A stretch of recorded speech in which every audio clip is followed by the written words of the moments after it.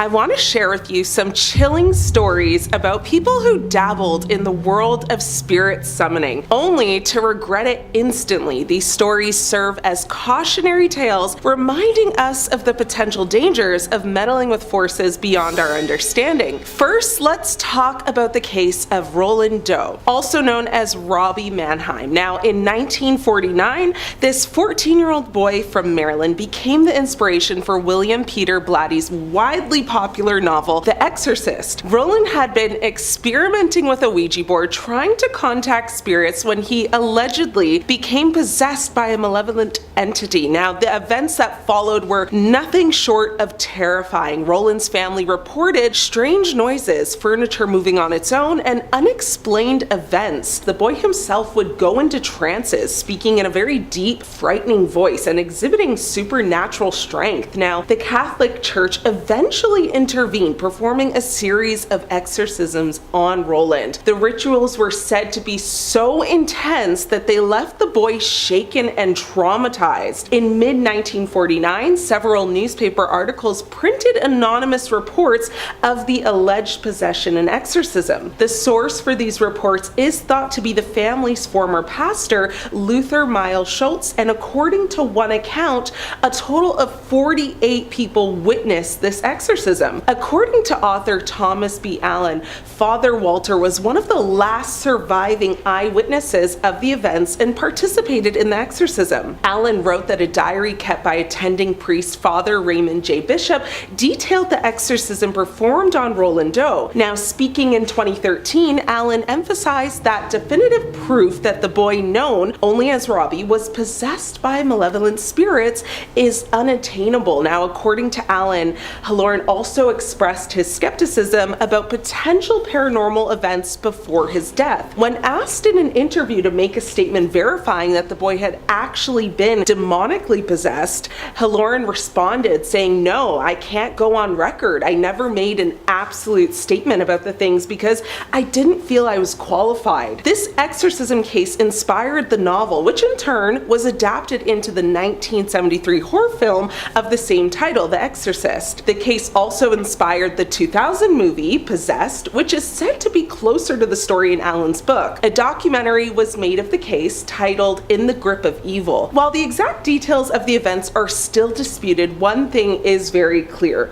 Roland's experimentation with spirit summoning had devastating consequences. Another case that comes to mind is that of the Perron family. In January of 1971, Roger and Carolyn Perron moved into a 14-room farmhouse in Rhode Island with their 5 daughters, only to discover that it was haunted by an evil spirit. It started very small. The family reported, all manners of paranormal activity, from unexplained noises and movements to physical attacks. Carolyn would notice that the broom went missing or seemed to move from one place to the next by itself. She could hear the sound of something scraping against the kettle in the kitchen when no one was even in there. She'd find small piles of dirt in the center of a freshly cleaned kitchen. Their daughters would also say that they would notice spirits around the house and that they seemed angry. As the haunting, intensified, the parents sought the help of paranormal investigators Ed and Lorraine Warren. Now, the Warrens, who were also involved in the Amityville horror case, believed that the spirit was the ghost of a witch who had been slaughtered on the property. The Warrens attempted to perform a cleansing ritual to rid the house of the malevolent entity, but however, the ritual was said to have awakened the spirit instead, making it even more aggressive. Now, the parents eventually fled the house, unable, of course, to cope with the intense paranormal activity. When the movie, The Conjuring, was released in 2013, it was met with critical acclaim. Critics everywhere praised it for its, all too very realistic portrayal of the demonic haunting of the innocent family in Rhode Island. Most viewers assumed that the movie was, nothing but the wild imagination of director James Wan. However, the true story of The Conjuring is actually rooted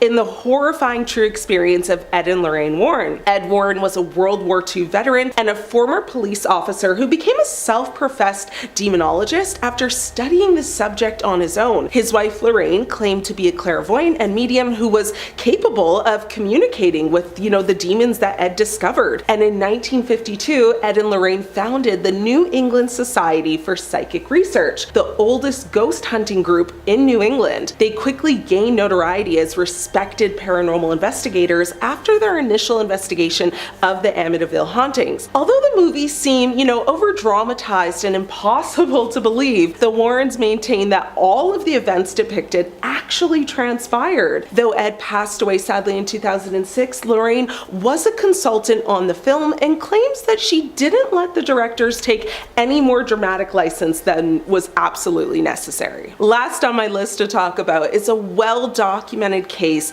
is that of Latoya Ammons, now an American woman who, along with her 3 children, experienced a series of terrifying paranormal events after conducting a Ouija board seance in their Gary, Indiana home. Shortly after, she began to experience strange occurrences, including hearing strange noises, seeing shadowy figures, and feeling a very intense, unsettling presence. She said she heard footsteps in the basement and doors opening and closing on their own. Desperate for answers, Latoya turned to a Ouija board, hoping to communicate with whatever entity was responsible for the haunting. She gathered her family and conducted a seance, asking, the spirit to reveal itself. According to Latoya, the entity responded, identifying itself as Zozo, a malicious spirit known for its dark and very sinister nature. Latoya and her family were initially, skeptical, of course, but as, the entity began to manifest itself, they realized they had made a very grave mistake. The entity Zozo began to wreak havoc on the family,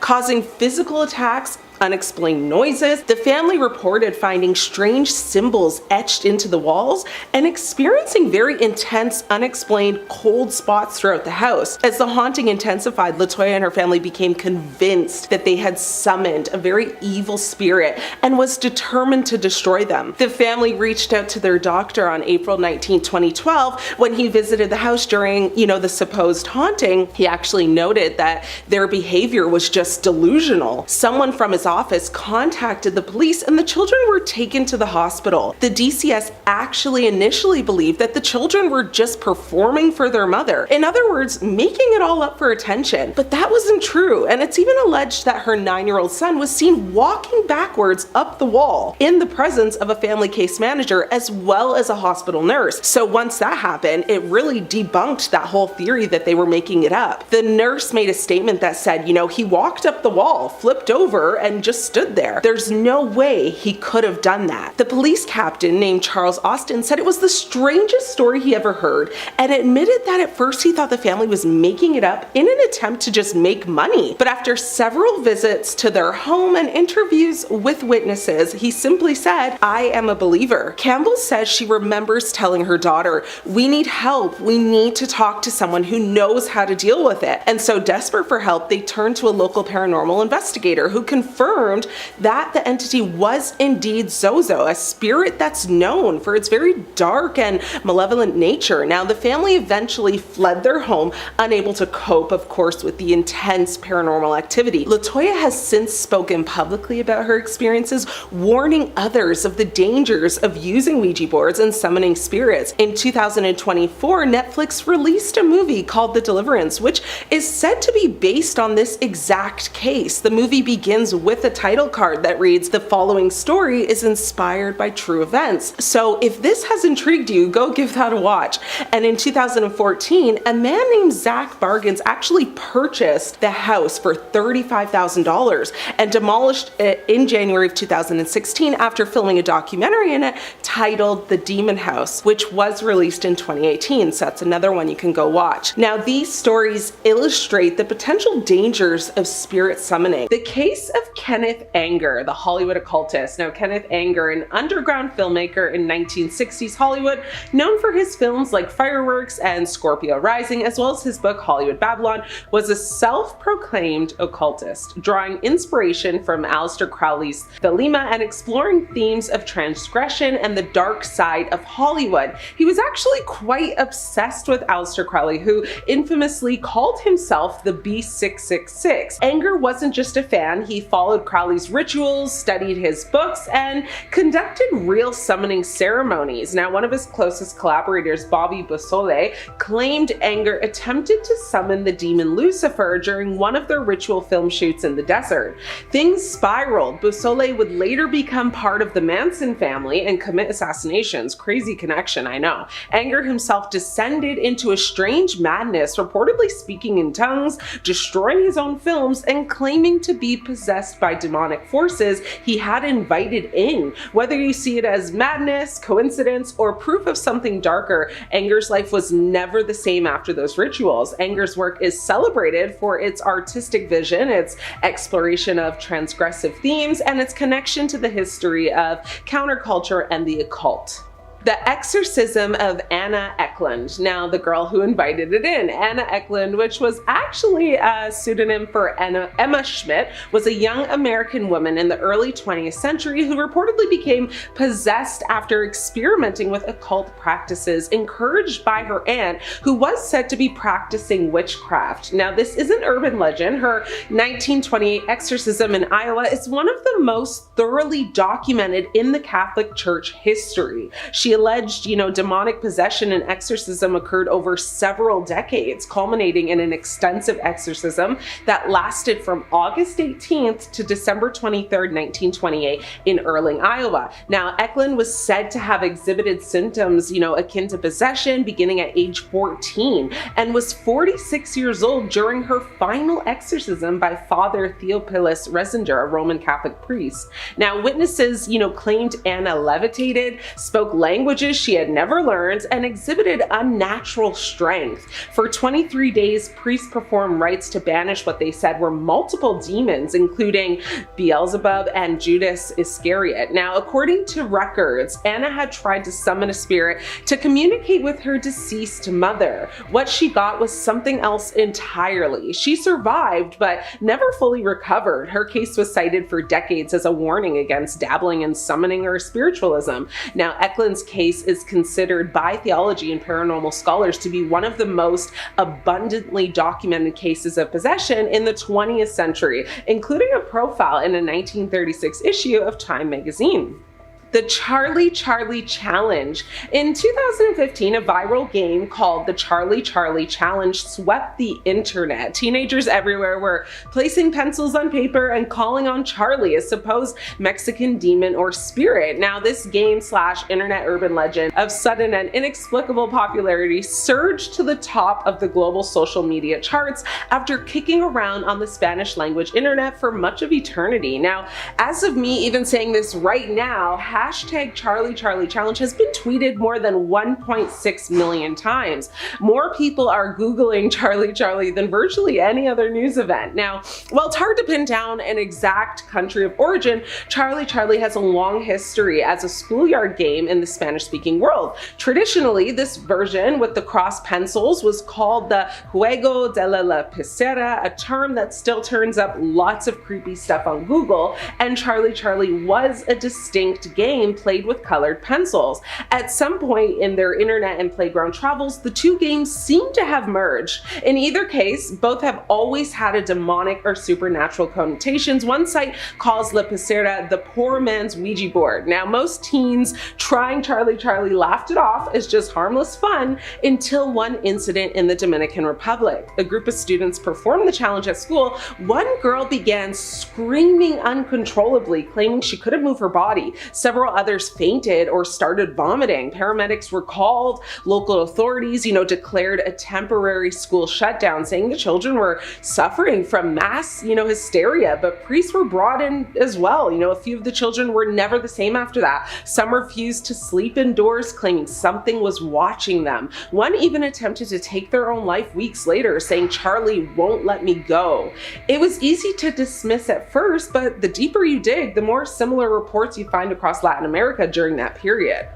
The Demon of Loftus. Now, this is the visitor that never left. The history of Loftus Hall, a large mansion house that's located along the Hook Peninsula, goes back through the centuries. You know, the original hall was built in 1350 by the Redmond family during the time of the Black Death. Now, it was known as Redmond Hall until the 1650s when it was given to English planters, the Loftus family, and from then on was known as Loftus Hall. Now, Loftus Hall is rumored to be, you know, Ireland's most haunted house. The large country house is built on the site where the original Redmond Hall was once located. People believe that the hall was visited by the devil himself, but his presence is not the only one that wanders the halls of this impressive building. You know, in the 18th century in Ireland's Loftus Hall, a noble family received a very mysterious visitor. A storm, you know, brought a well-dressed man to their door. He was polite, very handsome, charming, but one night while playing cards, Lady Anne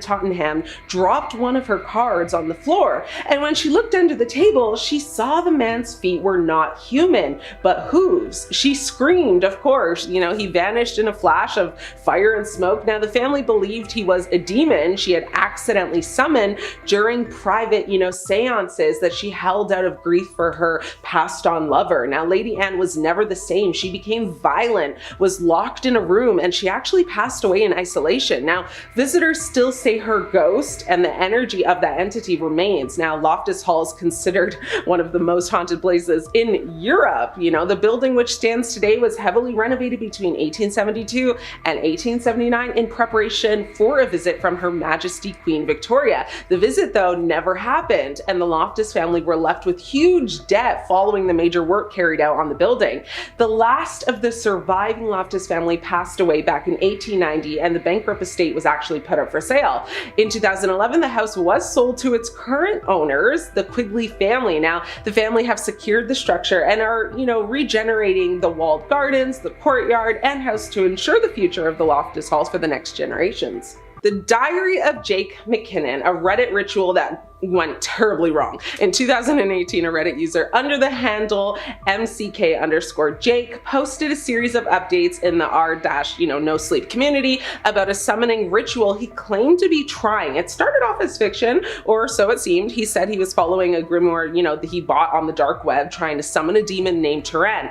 The first few posts were funny, but then the tone shifted. He claimed the lights in his apartment would flicker, objects would move on their own, and he just couldn't sleep. In one video, you could see a shadowy figure pass behind him. Now, the final post said, "I messed up. I didn't bind it. I didn't follow the rules. I don't know how to send it back." Jake McKinnon's account went dark after that. A user tried to track him down through IP logs and emails, only to find the address linked to a police report about a man that was found passed away in his apartment surrounded by occult symbols. His face was said to be frozen in a look of terror. Now, to this day, some people claim the entity that he named Perron has shown up, you know, in other rituals since. Many people debated his story and claims, though, because according to Etruscan mythology, Perron is a goddess, not a demon. She's the goddess of love, beauty, and fertility, often associated with the Greek goddess Aphrodite. She is frequently depicted as a young winged girl, embodying the grace and allure that, you know, the Etruscans kind of revered. Now, whatever the case is, the story is creepy and concerning, and to this day, no one can seem to get a hold of Jake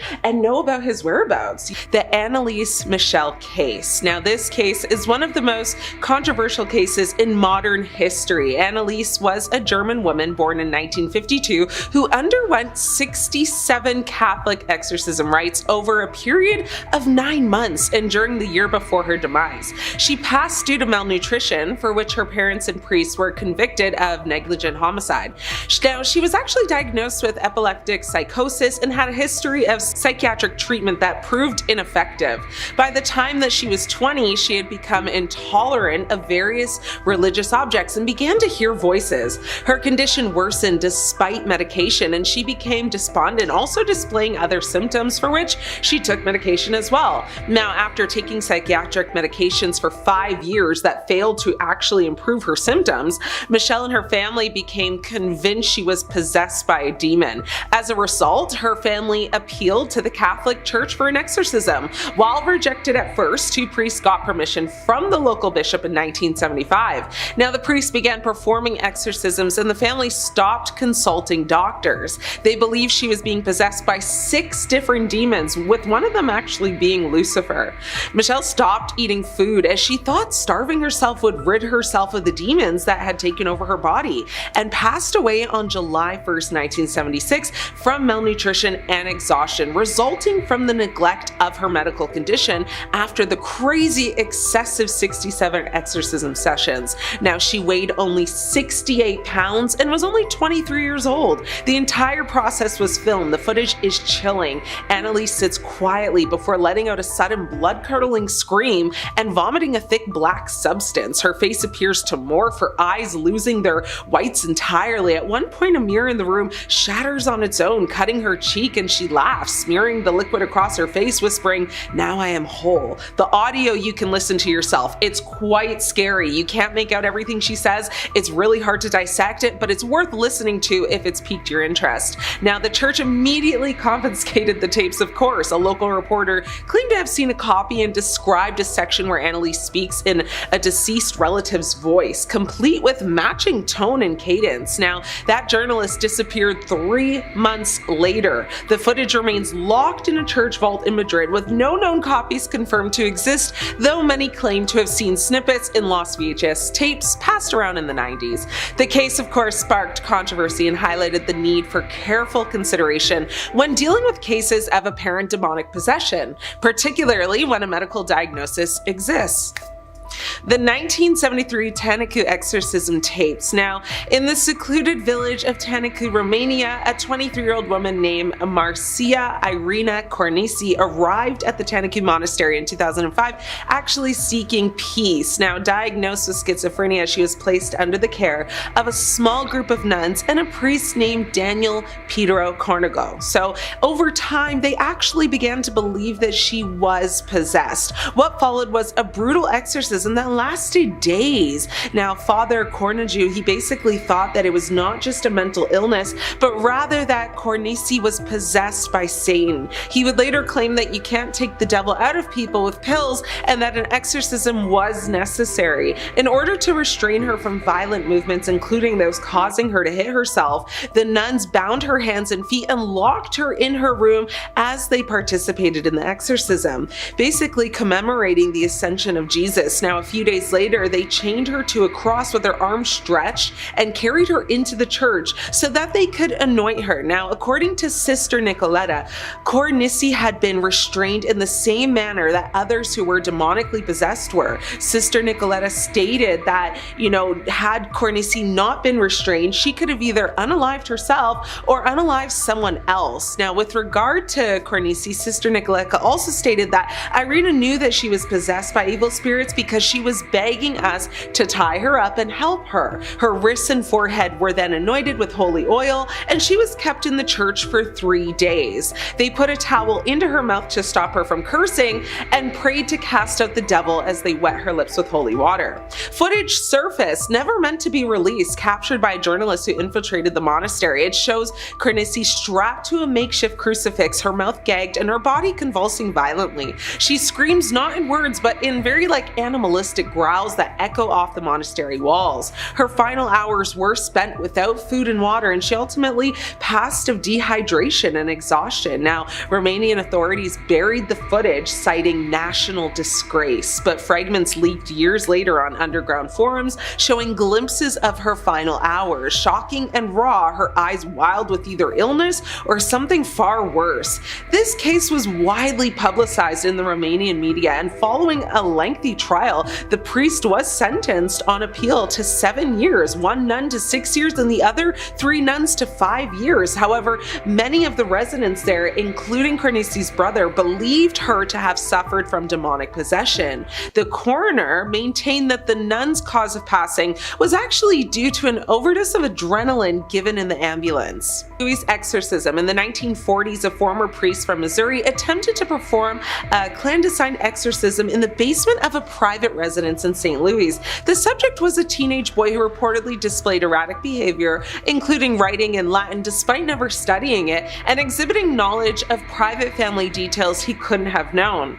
This St. Louis exorcism, a real-life event that reportedly inspired William Peter Blatty's novel The Exorcist, occurred in 1949 in St. Louis, Missouri, involving the boy Robbie Hunkler, now who allegedly exhibited signs of demonic possession. The event involved multiple exorcisms, including, one at the Alexandrian Brothers Hospital. Robbie Hunkler and his mother actually moved to St. Louis, where they stayed with relatives in Belle Noire. The boy reportedly began exhibiting strange behaviors, including physical manifestations and speaking in a very deep, guttural voice. The family contacted a priest at St. Louis University, who in turn contacted Father William Bowdern, an associate of the university's spiritual center.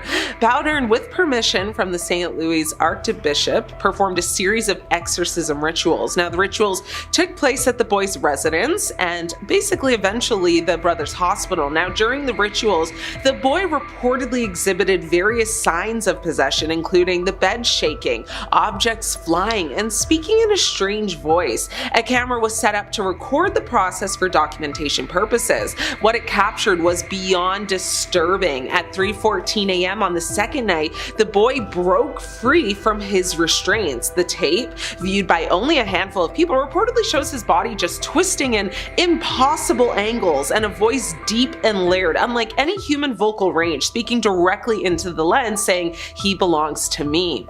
Shortly after, the basement flooded inexplicably. The priest abandoned the church and was later found in a psychiatric hospital, scribbling symbols on the walls. The footage was classified as sacred and never to be viewed by the public, but stills from the tape were allegedly leaked and passed around the dark web under the file name STLE Exorcism 92. Lastly, we have the case of Clara Germana Cele. Now, she is said to have been possessed when she was a 16-year-old girl at St. Michael's Mission in Natal, South Africa. She was an orphan of African origin and was baptized as an infant. At the age of 16, the girl allegedly made a pact with Satan, and this is said to be the cause of her demonic possession.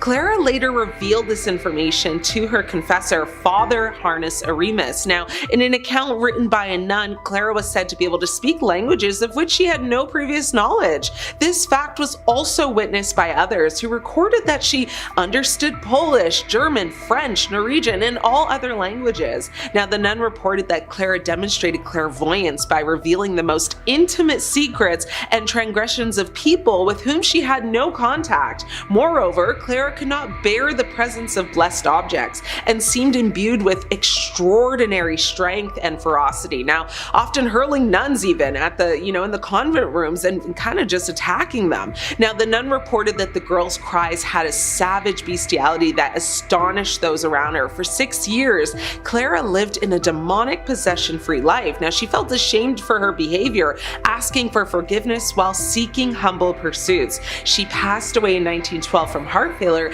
at the young age of 22. However, history had lost track of and forgotten Clara in some versions of her story. In the 1950s, Indiana local Jim Jones founded a church that he claimed promoted socialism and equality with religious elements of Christianity.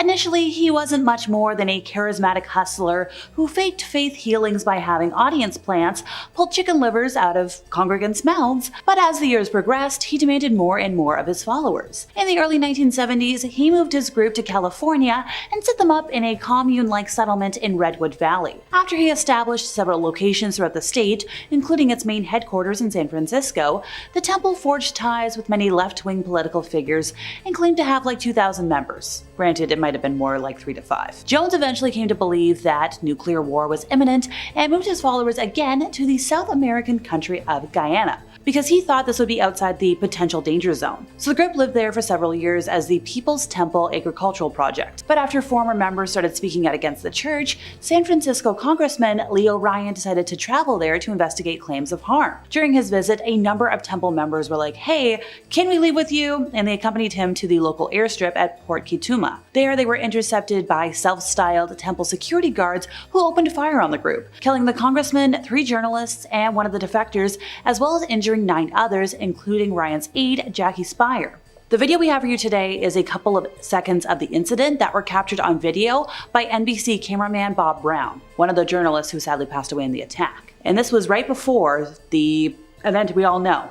That evening in Jonestown, Jones ordered his congregation to drink a concoction of poison-laced, grape-flavored Flavorate. Yeah, this is where we all got the phrase drinking the Kool-Aid, but it wasn't Kool-Aid. All in all, 918 people died, including 4 folks that died at the temple headquarters that night in the capital of Georgetown. Oh, and side note, surviving temple members of the mass death in the US announced their fears of being targeted by a hit squad composed of survivors because, yeah, they were terrified. Similarly, in 1979, the Associated Press reported a US congressional aides claim that there were 120 white, brainwashed professional killers out from Jonestown awaiting the trigger words to pick up their hit. Temple insider Michael Prokes, who had been ordered to deliver a suitcase which contained temple funds, which were supposed to be transferred to the Communist Party of the Soviet Union, took his own life in March of 1979.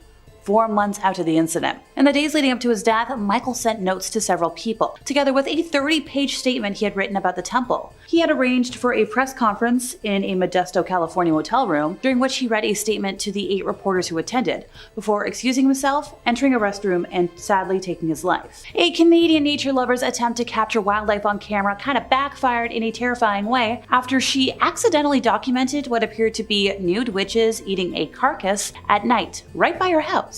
She said, "I don't know what the heck was up with that." This was Cornea Stanhope. She told the news outlet because she was like, "What's going on?" She's like, "It really freaked us out. It's not something you see every day." Yeah, no kidding. Now, the Powell River local had reportedly been riding one of her horses one day when she came across a dead deer in her garden. And while most folks might have been like, "Okay, gross, let's just get rid of it," the woman and her father decided to set up a camera to see if the carcass would attract any critters at night.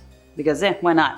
So she got there the next day and Bob said, "Hey, there's nude people on the camera." And she's like, "Okay, you're kidding, right?" She called a bull, and then he was like, "Nope, here's the photos." So these bone-chilling photos, taken just after sunset, showed 2 disheveled-looking women with long black hair that obscured their faces, squatting over this dead deer and appearing to dine on its remains. The wicked, hungry pair are completely in the nude, except for what looks like loincloths over their nether regions in the found footage horror film-esque moment. Now, the woman said it looks like they have wigs on because one woman might have blonde hair underneath, but you can't really tell from the photos. And you can see like there was the hoof that was brought right up to her mouth. Our poor witness said she wasn't sure if these so-called witches of Beastwick were kissing it, smelling it, or eating it, but was nonetheless sickened by the ritual, given the amount of bacteria that was possibly on the decaying carcass. Also, she was especially creeped out because the impromptu cuddling session occurred only 2 minutes away from her house. And she was concerned about these women messing with her horses at night, because apparently the horses get really spooked and really unnerved around that specific area. So at first, our witness thought like she was imagining things. Maybe it's something nothing. Social media seemed pretty convinced that the Canadian had witnessed witches, a local cult, or some other malevolent entity performing a demonic ritual. Somebody was like, "This is actually terrifying." Somebody else was like, "That's an S-Walker. They look human, so you come up to them, and once you do, you're gone." Another person was like, "That's basically a walking demon from hell. If you hear screaming, stay inside, get a weapon, leave it alone." And a lot of folks were like, "This is a demonic cult," which means stay away, folks. American professional boxer Ryan Garcia alleged once upon a time that Bohemian Grove, a place rumored to exist in the north of San Francisco, is very much real and is an elite club where he once witnessed some really heinous stuff. He claimed this while he was live on the app formerly known as Twitter with Andrew Tate on March 5 of 2024. Now, in the wake of his allegations, there was a video that went viral online that showed a satanic ritual. So this video was allegedly originally leaked in the year 2000 by prominent conspiracy theorist and radio show host Alex Jones, who allegedly infiltrated the Bohemian Grove around the same time after being denied entry multiple times. While the visual is a little hazy, audio is not the best, some kind of ritual was ongoing. There was fireworks, there was cloaked priests, and well, we've got all those speculations of alleged satanic ceremonies, and that's giving cult vibes. Additionally, Alex Jones's interview on the Joe Rogan Experience has also gone viral, where he claimed that when he trespassed on the Grove a couple decades back, he saw effigies being burnt in front of a large owl shrine, which only further fuels the alleged satanic cult ritual speculation. Well, the Bohemian Club website obviously denies the claims of secret and illegal affairs going on in the area, or technically even its existence. In a 2011 article, the Washington Post revealed that the members of the Manhattan Project met there regularly in the 1940s. That's enough proof for me. A mysterious snippet of footage showing people wearing black robes making an alleged human sacrifice in front of a statue at the European Organization for Nuclear Research campus was posted on YouTube back in 2016 to much debate. While some folks were quick to say, hey, it's fake, this was staged, it has been confirmed that the video was captured at the campus. It is believed that these cloaked figures are researchers performing a satanic sacrifice, just for reasons. And by the way, this area is a highly protected, restricted area with a lot of security gates and security cameras. And another mysterious piece of information is that the man who was filming the incident, even though he was freaking out because he was seeing all this weird stuff, his reflection shows that he's wearing a cloak similar to everybody else. So maybe he was a new initiate who got cold feet? And finally for today, back in 2021, Australia's ABC network was playing a routine news telecast when the anchor was taken by surprise as an unexpected satanic clip played during a switch of visuals. The anchor, Yvonne Young, was presenting a story about Queensland's proposal to make killing of police horses or dogs a criminal offense. Rightfully so. But her narration was visually cut by a frame of 3 officers walking down and then pans back at her. You know, typical stuff. However, a couple of seconds later, her narration once again gets interrupted by a change of visuals, but this time the network played a satanic ritual on screen during the live telecast. In those couple of seconds, a man can be seen standing in a black robe. Another person is seen standing beside the robe-clad person, and then there's somebody else sitting next to a keyboard. Oh, and by the way, there's also an upside-down cross in one corner of the room. The whole clip of the satanic ritual played for only a couple of seconds, but was caught by another media house. The man in the black robe can also be heard saying, "Hail Satan!" So the producers realized the mistake, immediately cut the feed, brought the anchor back on screen, and she stayed silent for a couple of seconds and then quickly segued into another story. So a lot of folks believe that these people from the visual were members of the Noosa Temple of Satan that were protesting against Queensland's education department regarding religious instruction classes in schools. Meanwhile, the temple themselves retweeted the clip with the caption, "Satan works in mysterious ways." Yeah, I'm good.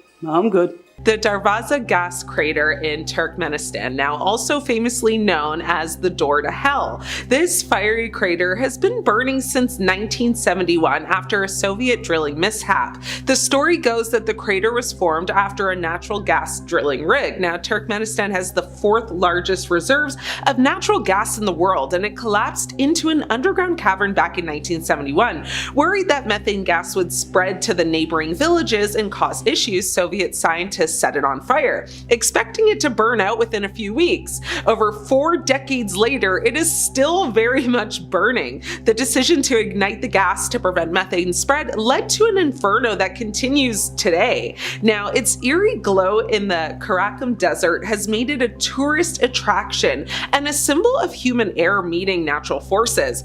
It's alleged that if you stand close to the edge, if you're brave enough of course, you can look down into the crater and see hundreds of flames erupting with great force from where the gas actually escapes. You can also get blasted with very hot air depending on how the wind, changes direction, and the noises, as you might expect, akin to that of a blowtorch. Though there is no smoke, it is natural gas after all.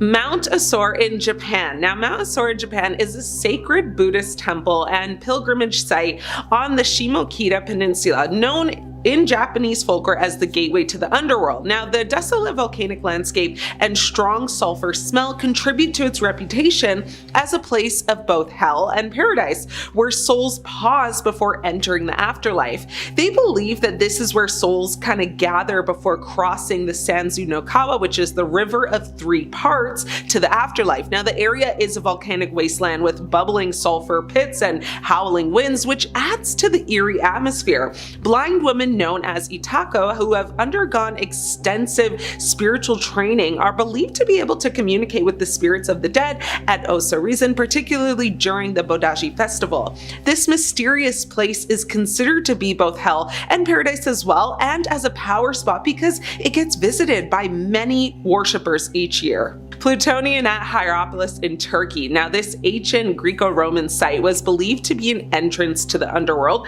dedicated to Pluto, the god of the dead. It is a site believed to be the gate to hell in Greco-Roman mythology. Now, it's a cave-like grotto where a high concentration of carbon dioxide emitted from a fissure in the Earth's surface made it deadly. The site was once believed to be a portal to the underworld where souls were taken by Charon, the mythical ferryman. Now, the Plutonium, also known as Pluto's Gate or Plutonium, was a shrine dedicated to Pluto, the Roman god of the underworld, and it was believed to be a gateway to Hades, the Greek underworld where the deceased resided. Now, pilgrims would make sacrifices to Pluto at the Plutonium and would enter in order to experience hallucinations, believing that the spirits of the sacrificed animals would be carried into the underworld. Now, scholars believe, though, that the sacrifices were performed at dawn to maximize the effect of the deadly gas. An ancient Greek historian who visited the Plutonium at Hierapolis about 2,000 years ago recorded that the priests could even place their heads within the gate to hell and suffer no ill effects. Lake Avernus in Italy, situated near Naples, this volcanic crater lake was considered by the Romans as the entrance to Hades. Its name derives from the Greek word for birdless, as birds were said to avoid the toxic fumes. Virgil's Aeneid describes Aeneas' descent into the underworld through a cave near this lake. The lake was associated with the Cave of Sibyl, whose grotto and sanctuary were located nearby, and the Grove of Hecate, a goddess associated with the underworld. During Roman times, Lake Avernus was transformed into a naval base, Portus Julius, by Agrippa. Now, the lake is located within a volcanic crater, and its sulfurous vapors contributed to the belief that it was the entrance to hell. The boundary between fact and fable at Lake Averno is intriguingly indistinct because a nexus where reason and myth overlap. Now, even the genius of Galileo Galilei, fortified by meticulous research and mathematical kind of prowess, theorized that Dante's Inferno entrance lay by this lake. Now, it was also open that the shadowed woods, Dante penned were in truth the dense forest encircling Lake Averno, stretching as far as the Solfataria of Pozzoli. Hekla volcano, located in Iceland. Hekla volcano in Iceland is Iceland's most feared volcano and famously known as the gateway to hell due to its history of explosive eruptions and the supernatural tales that have actually grown around it. It's said to be haunted by souls of the lost, and during the Middle Ages, Hekla's frequent eruptions and fiery displays fueled legends of it being a portal to the underworld. Locals have spoken about shadowy figures appearing and spirits that are actually trapped between the living world and the afterlife. Now, legends described witches meeting with the devil actually on its summit. Legends claim that souls of the condemned traveled through Hekla's crater on their way to hell, and that witches met with the devil on its summit. Now, birds flying near the summit were thought to be souls entering or leaving hell. The volcano's unpredictable nature with violent eruption, and ash clouds likely fueled these beliefs. Hekla is one of Iceland's most active volcanoes with over 20 eruptions since 1210. Its explosive nature and unpredictable eruptions further contributed to the gateway of hell imagery. Now, despite its fearsome reputation, Hekla remains a very popular hiking and climbing destination, and its volcanic activity is closely monitored. So, the gateway to hell myth has become part of Iceland's cultural heritage, kind of carved into stories that continue to intrigue visitors to this day. Stull Cemetery in Kansas, USA. Now, this apparently is the devil's favorite place on earth. Stull Cemetery has been the center of urban legends involving satanic rituals and a gateway to hell. The cemetery in Stull is most known for a portal to hell that the devil allegedly comes through twice a year. Travel editor Brock Wilbur said in a review, while the rumors sound outlandish, he said, the ruins of a nearby church and architecture, have people half believing that it is true. Stories from other locals also claim that the devil appears here twice, and a hidden staircase actually apparently leads directly to the underworld. There's lots of people online who have posted their experiences at Stull Cemetery and what they've noticed. Many people have claimed they saw the devil come up from the ground, and apparently during Halloween, police have to actually have it seriously shut down because so many people, especially young adults, try to go in there, I'm guessing to host like seances or something, but apparently that's when the devil himself comes out to play and treats the cemetery as his playground. People have seen shadows, heard footsteps, weird noises, you name it.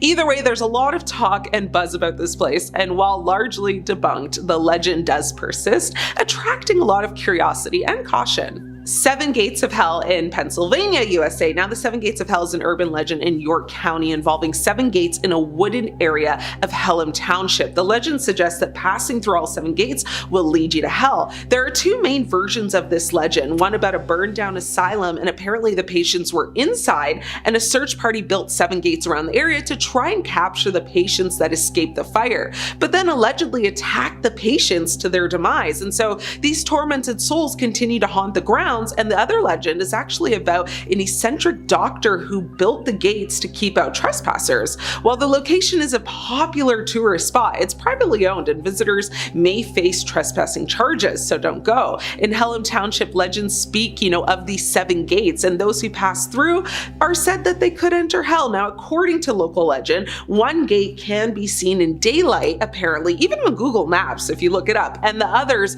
you can actually only allegedly see at night once you're actually walking through each one. Now, despite the lack of factual basis, the legend has drawn a lot of interest, and the area is visited by tourists. Last on my list is Fendu Ghost City, located in China. Now, this is located on the Ming Mountain. Now, this ghost city is a complex of shrines and temples dedicated to the afterlife, a very unique site that represents Chinese beliefs about the afterlife. Now, it's a complex, of temples and monasteries that kind of depicts the gate to hell and other scenes related to the underworld, illustrating the concept of reward or punishment based on one's actions in life. Now, the city is known for its depiction, including, the road to hell as well, various forms of punishment, and the concept of a journey through the underworld, So basically, it includes the bridge of helplessness and the actual gate to hell. The city portrays the belief that the dead are judged and either rewarded or punished based on their deeds in life, with various forms of kind of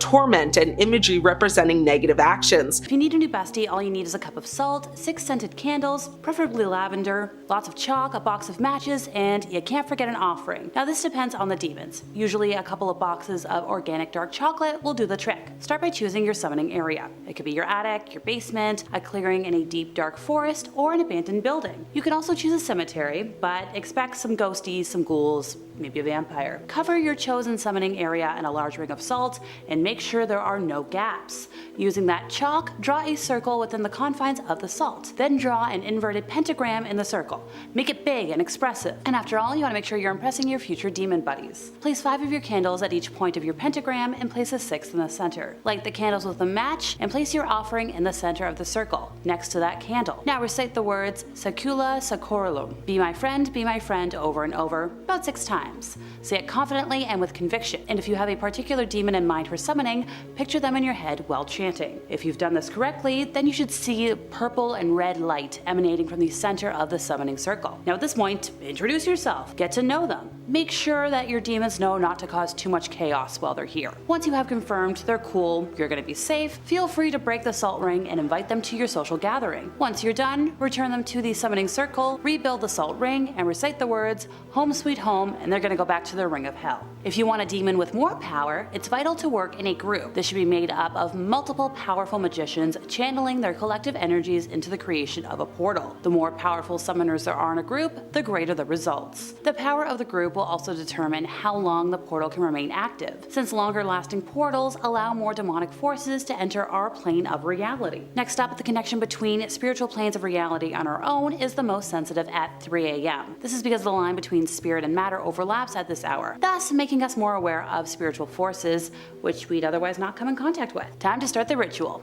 Pretty simple, just pour gasoline or another flammable concoction on the ground, and if you're creating a new portal, you're gonna have to trace the outline of the area. But if it's already clearly marked, a straight line from one side to the other will do. Afterwards, it's time to surround the portal and begin to chant. Conjuro potentiae Lucifer, petefessio apporta ad inferos, et tua demones tensire, sic orontar mundi, and you say this over and over again. As this gets close to 30 repetitions, have the leader of the group approach the portal and light the fire. On the 60th repetition, all magicians should kneel on one knee hands stretched, palms facing the flames from a safe distance, with energy from the hands directed at flames. Repeat the chant for 30 more repetitions in this position. On the 90th repetition, either the flames are going to soar higher and you're going to see the spirits, or maybe somebody's going to jump. You're going to feel the supernatural occurrences. Now, if somebody feels summoned to enter the portal at this point, it can be done while everybody else is channeling their energy into it.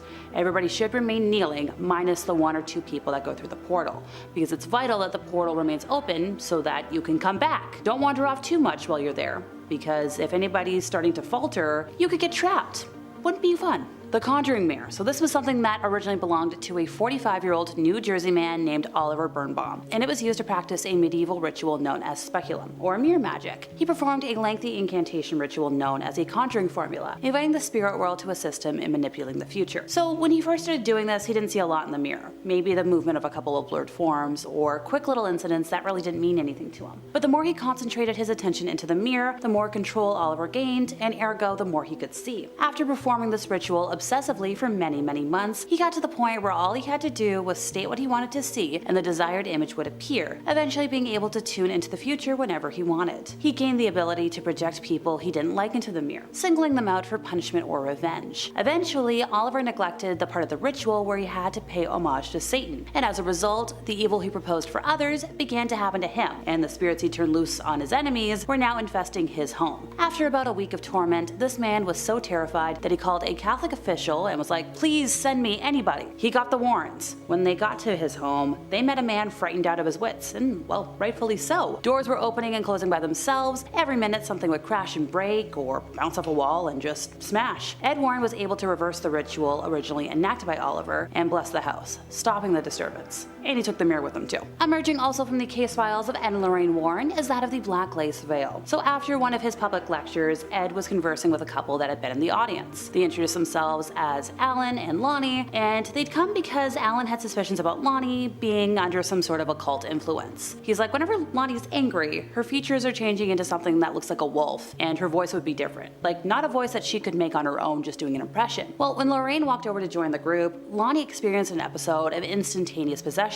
and lunged, like almost to attack Lorraine. After about 10 minutes, this passed, and Lonnie was lucid enough to explain that she'd been dealing with memory loss, losing hours and days of her life, which is a symptom that's kind of common in possession. Turns out she'd visited a store prominent in selling tools to help with witchcraft, bought a book on black arts, and performed a ritual for acquiring lovers. She wanted her boyfriend to fall in love with her, and this ritual involved the Black Lace Veil, on top of which she placed a crown of goat horns before renouncing God and her baptism, along with swearing allegiance to Satan, finalizing the ritual by washing down the vow with a cup of animal life force. So a month after Lonnie performed the ritual, Alan began paying her the attention she wanted, making her entitled world perfect. But everything went sideways, and Ed was like, okay, we're gonna need an exorcism. So he made contact with a priest the next morning, who was able to come and assist with the procedure.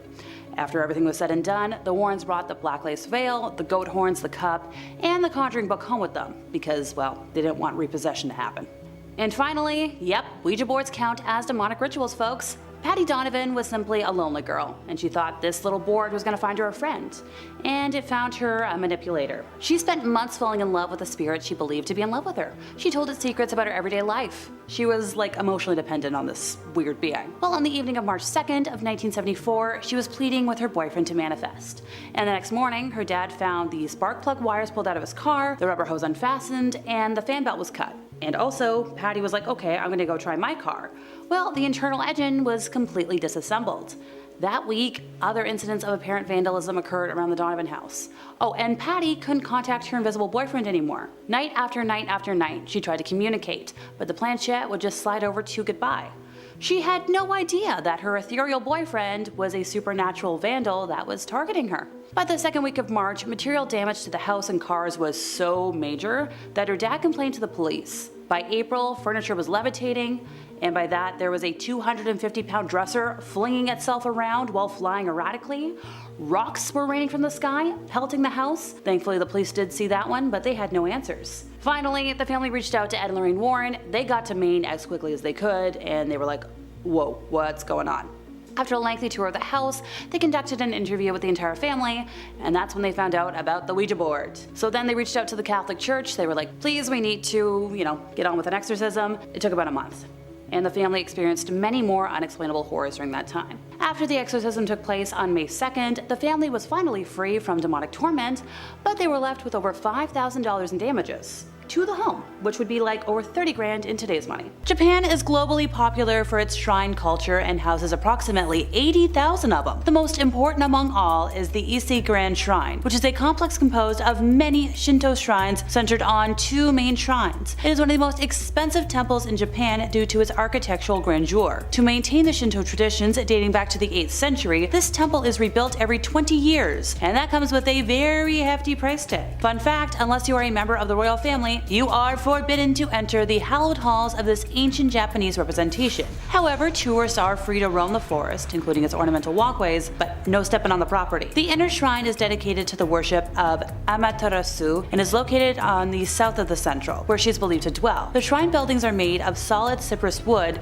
and use no nails, but instead joined wood, so you can see how costs add up. The outer shrine is dedicated to the god of agriculture, rice harvest, and industry. Allegedly the home of the sacred mirror, this whole shrine is one of Shinto's holiest and most important sites. During the Edo period, it is estimated that 1 out of 10 Japanese folks conducted a pilgrimage to this shrine. Allegedly, a pilgrimage to said shrine flourished in both commercial and religious frequency. According to historical documents, 3.62 million people visited the shrine in 50 days back in 1625, and 1.18 million people visited the shrine in just 3 days in 1829, when the Grand Festival, that used to be held every 20 years, was held. Because the shrine is considered a sanctuary, no security checkpoints were conducted, as it was considered sacrilege by the faithful. The 2 main shrines are joined by a pilgrimage road to this day that passes through the old entertainment district. The chief priest or priestess of the shrine must be related to the Imperial House of Japan, and they are the ones responsible for watching over the shrine. According to my research, the current high priestess of the shrine is the daughter of the Emperor Emeritus Akihito, former Princess Sayako Kuroda. The mausoleum of China's first emperor, Qin Shi Huang, has been buried deep underneath a pyramid for more than 2,000 years. It is one of the greatest discoveries of all time, but remains a mystery for historians and archaeologists. It was constructed over a period of 38 years, from 246 to 208 BCE, and yes, like I said, it is situated under a 76-meter tall tomb mound, shaped like a truncated pyramid, for being specific. The layout of the mausoleum is modeled on the layout of the capital of the dynasty, which was divided into inner and outer cities. The circumference of the inner city is about 2.5 kilometers, the outer is 6.3, and the tomb is located in the southwest of the inner city and faces east. So the main tomb chamber housing the coffin and burial artifacts is the core of the architectural complex of the mausoleum. But here's the thing, the tomb itself hasn't been excavated. We'll get into more why in a moment. Archaeological explorations currently concentrate on various sites of the extensive necropolis surrounding the tomb, including the Terracotta Army to the east of the tomb mount. That army served as a garrison to the mausoleum, and yeah, like I said, it has not been completely excavated. So, with all of that, the contents of the tomb are mostly sealed and unexplored, but you cannot go there. It is said that the burial complex comprises of a lot of things that the man buried there is going to need in the afterlife. So,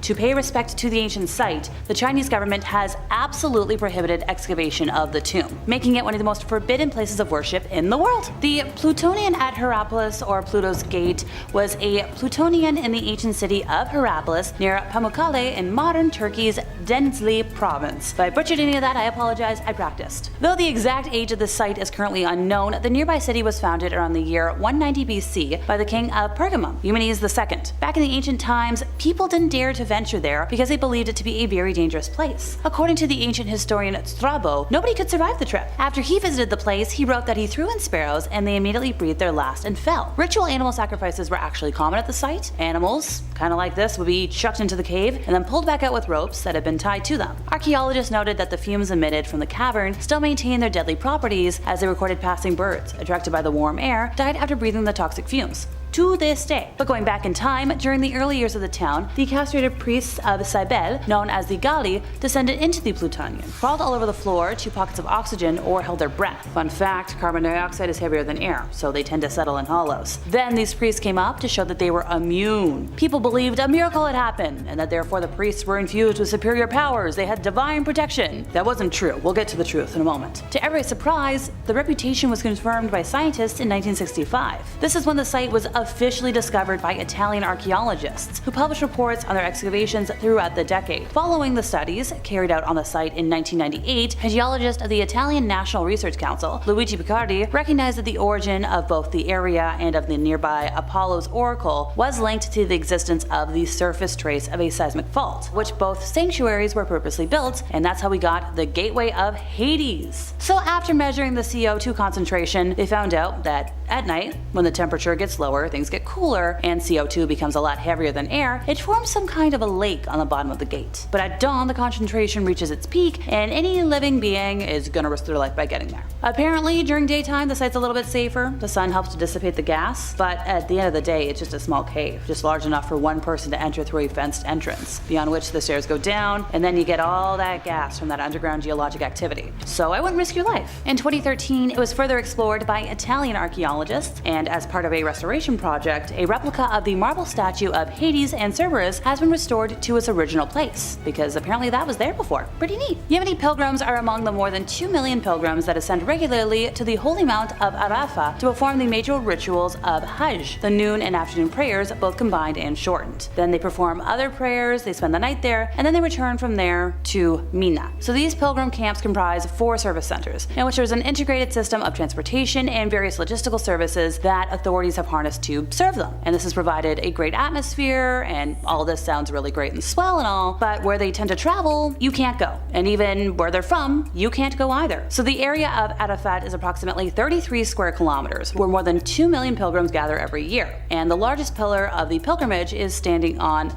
the mountain, and you can't have your pilgrimage without that. Why can't we travel anywhere that I've just mentioned? Well, the United States Department warns not to travel to Yemen because of civil unrest, health risks, kidnapping, armed conflict, and more. The embassy ceased operations in the country in 2015. There's no part of Yemen that is immune to violence. Military conflict has caused significant destruction of infrastructure, housing, schools, medical facilities, utilities, and more. On top of that, there's a lot of attacks. There's a threat of kidnapping. Also, Yemen has the world's largest cholera outbreak, which is throughout the entire country. So if you do travel there, that's on you. Finally for today, North Sentinel Island is one of the Andaman Islands in the Bay of Bengal, which also includes the South Sentinel Island. Now this island in particular, the north one, is a protected area of India. It is home to the Sentinelese, an indigenous tribe in voluntary isolation who have defended, often by force, their protected isolation from the outside world. Their population was estimated to be between 50 to 400 people in a 2012 report, which shows you how much we know. India's 2011 census was like, maybe there's 15 people, but once again, this is a wild guess. The islanders have been observed firing arrows at boats, as well as low-flying helicopters, all to protect themselves. And these attacks have resulted in injury and death, well, because people try to trespass. In 2006, islanders killed 2 fishermen whose boat had drifted ashore, and in 2018, an American missionary, 26-year-old John Cho, was killed after he illegally attempted to make contact with the islanders 3 separate times and paid folks to transport him to the island. Indian officials made several attempts to recover the body, but eventually it wasn't worth it. An anthropologist involved in the case was like, the risk of a dangerous clash was too great to justify any further attempts. I can't emphasize it enough. This region is strictly prohibited for visitors of any kind and is one of the most dangerous and forbidden places in the world. Number 5, Versailles. So the year was the ladies got a little bit lost searching for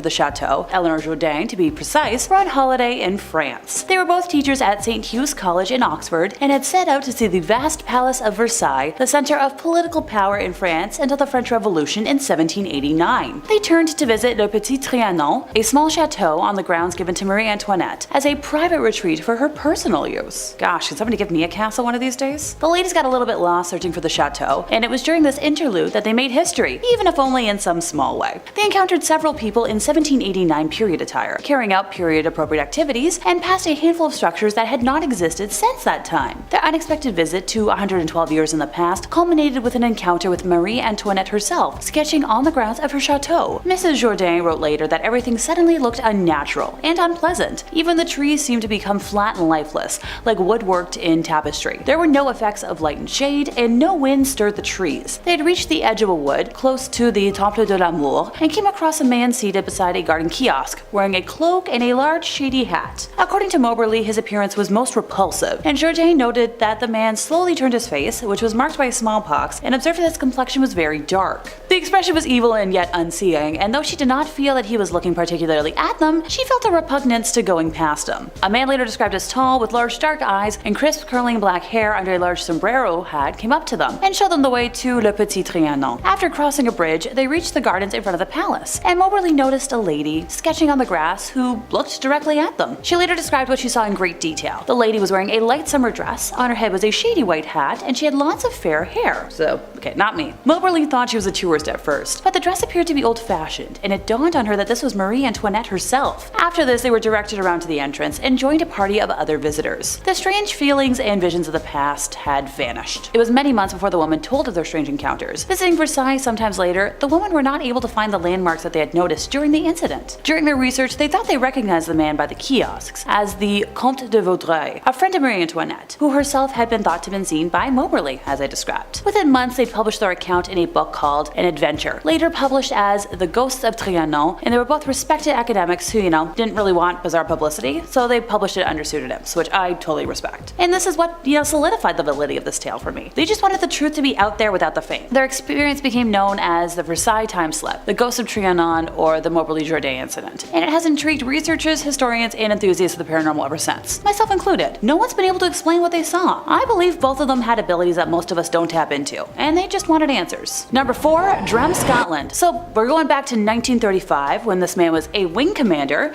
Sir Victor Goddard to be specific. He was instructed to inspect an inactive airbase located in Drem, near Edinburgh in Scotland. While flying over it, Sir Goddard found the airbase to be in a poor state, with cattle grazing on the wild grass that had now forced its way through the tarmac, and the entire place was just in complete shambles. Later on, while flying his plane, he got into a little bit of trouble thanks to the really bad weather conditions, and to avoid an accident, he decided to fly back to the abandoned airbase till the weather cleared out, just a smidge, for safety. As he approached the airbase though, the torrential rain oddly and very abruptly gave way to bright sunshine, when Sir Victor noticed that the airbase was not only in mint condition, but in use. He spotted mechanics wearing blue overalls working on the yellow planes parked on the runway, but he was unable to recognize a single aircraft on the base. There was no way the place could have gone from decrepit to fully renovated and operational in half an afternoon. And more importantly, these guys weren't wearing the khaki-colored uniforms that were a norm at the time. Also, the Air Force painted all of their planes in silver, not yellow. So he was completely baffled by who knows what was going on, and he got the shock of his life 4 years later when he happened to visit Drem again. And this time he saw everything he saw 4 years back in 1935. We're talking the same people in blue overalls servicing yellow planes, and he even found that plane and he could recognize it now. It was a Miles Magister. So my theory is that he accidentally flew into a parallel universe portal where time was ahead of us. Hey, I've said stranger things on here. Number 3, Northwest Florida. This tale comes from Dylan Smith, a now 20-something-year-old man who grew up in Northwest Florida. I know, obvious. It was a day when he, his cousin, and his aunt were all outside on the front porch playing, when 2 teenagers approached the group and asked if they wanted to see a castle. Yes please. Dylan knew this was bad news, but his cousin had to go see it, so they both agreed to follow. Ah yes, the good old following the leader approach. The crew went into the woods and walked along a trail for what felt like an eternity, but was probably only like 20 minutes away. And what do you know? There was indeed this beautiful, gleaming, majestic castle in the distance, looking like something you'd see in the movies. He described it as, this place was made of heaven. It literally shined as if the group had entered a city of wealth. The younglings gave each other an excited look and sprinted home to tell their parents. The teenagers stayed behind though. They never chased or followed the runners, which is weird, but yeah, alrighty. The young duo told Dylan's mom about their adventures the moment they got home, and well, she reacted how you'd expect a mom to react. Hey mom, we followed a group of strange teenagers into the forest and found a castle. How cool is that? I know if I ever said that to my mom, I would have been grounded for eternity. And I feel like I was grounded most of high school anyways for nonsense that didn't really matter, as it was. The mom in this case rightfully freaked out and told the 2 younglings that their time playing outside was over for the day. Now Dylan has elaborated that his mom was also a strict mom, the type to never let him out of her sight for longer than a minute. And apparently even the door to the front porch was open, so there was no way 2 teenagers could have just actually taken the younglings into the wood, let alone anywhere without one of their parents seeing. It's been 20 years since this universe visit, and Dylan has spoken to his mom and his family about this multiple times over the years, and no conclusions have been reached otherwise. There's no church or anything nearby that the duo could have mistaken to be a castle, and Dylan has thoroughly explored the area as an adult in exasperation. He remembers the bad feeling in his gut, but also because he knew better than to follow strangers. But with that being said, the teenagers also just seemed like people who were genuinely genuinely excited about their discovery of a castle and wanted to show somebody else. Dylan is positive that the teens stayed at the castle and he never saw them again. Gosh, I wish I had discovered a castle when I was running through the forest when I was little. I think the scariest thing I found was like dog poop that I probably lied to my friends was bear poop to scare them. Hey, what can I say? Northern Ontario is kind of boring. Number 2, Hocking Hills. This tale takes place in September of 2008 and happened to a young man named Tyler and his friend Sierra when they decided to spend a day at, a park in Ohio named, yep, you guessed it, Hocking Hills. He described the day as a nice, warm, late summer day, and they decided to make a full day drive and make a hike. Hocking Hills is apparently well known for several walking trails, a cave or two, and several waterfalls and running water / creek areas, so a good nature area. They started a walk at random and found that one of the trails had been washed out, so they had to take another path, which forced them to cross a road, and on the other side was a tall fire lookout ranger station, which doubled as a fire tower. The duo had seen a lot of people out walking that day, and a few hikers and backpackers had passed by on their treks, up until that point. They played with their phones a bit on the way to show each other, some pictures from a different outing, and noted it was roughly after like noon when they came out of the woods and walked across the road. It was then that they noticed that there was caution tape all over the fire tower, and like a pungent smell in the air, which they couldn't really identify. Also, the windows on top of the tower appeared to be taped up and grimy, and there was flies all over the area. Not fun. They walked past it, commenting on how odd it was, and continued down a seemingly new trail they hadn't seen on a previous walk in the area. The trail took them past the fire tower and then cut into the woodlands. As they walked into the forest, they took notice that no one seemed to be around. They also described feeling chilly without explanation, and that's where I would have called it a day, since it's usually a sign of bad stuff to come. Once again, that day had been very warm, as they had both worn very cool clothing, and when they entered the forest, it began to feel very cool. Much cooler than they expected, and they were both shivering as they felt the temperature drop. As they continued on, Sierra repeatedly pointed out that it was getting darker than it should have been, and they looked around and were only able to find trees as far as the eye could see, and there should have been like a forest edge somewhere in the area, since it wasn't really that big, but aside from some hills and tall pine trees, there wasn't really like an ending to the woods like there should have been. She took out her phone to use her GPS because she instinctively felt lost, but her battery was nearly gone, whereas Tyler's had no signal, the battery was also near dead, and was glitching to the point where even the time wasn't showing. It was only then, as the light grew dimmer as they continued on, that Tyler noticed it was very silent. Their footsteps were echoing, the leaves, grass, twigs, and breathing was also echoing. With nowhere left to go but ahead, the duo continued forward, going down a small hill on the trail and back up when it got darker. Like, at this point, the world seemed to have gone from shadowy to near twilight darkness. That's not a vampire joke, I promise. Sierra grabbed Tyler's arm and started freaking out about how weird it got. And then the air grew chillier, and they had a feeling of something really wrong. They both took off running, looking for any kind of exit, and for some odd reason, they never really thought to turn around. As they ran, they could hear their steps echoing off of the areas, as things just felt like they grew more and more gloomy. Eventually, ahead of the duo, down a small hill and back up on the other side, they could see two large bushes on either side, kind of like a trail gate. They made a mad dash for the bushes, and just as they pushed through the plants, something odd happened. They were nearly blinded by light as sound and warmth returned all at once. They stood at the edge of a place known as Old Man's Cave, and turned around to see the bushes were the same, but the area was different, brighter, not silent, and finally, warm. Both of them took out their phones, and the time had finally updated, as it was now 4 p.m. The normal trail would have only taken like an hour to walk fully, so it was a loss of 3 full hours. Later, when they were walking past the trail where the fire tower was located, they noticed it was normal looking, and there was a blonde-haired young lady with her hair in a ponytail climbing the steps. The windows were not taped and very clean, and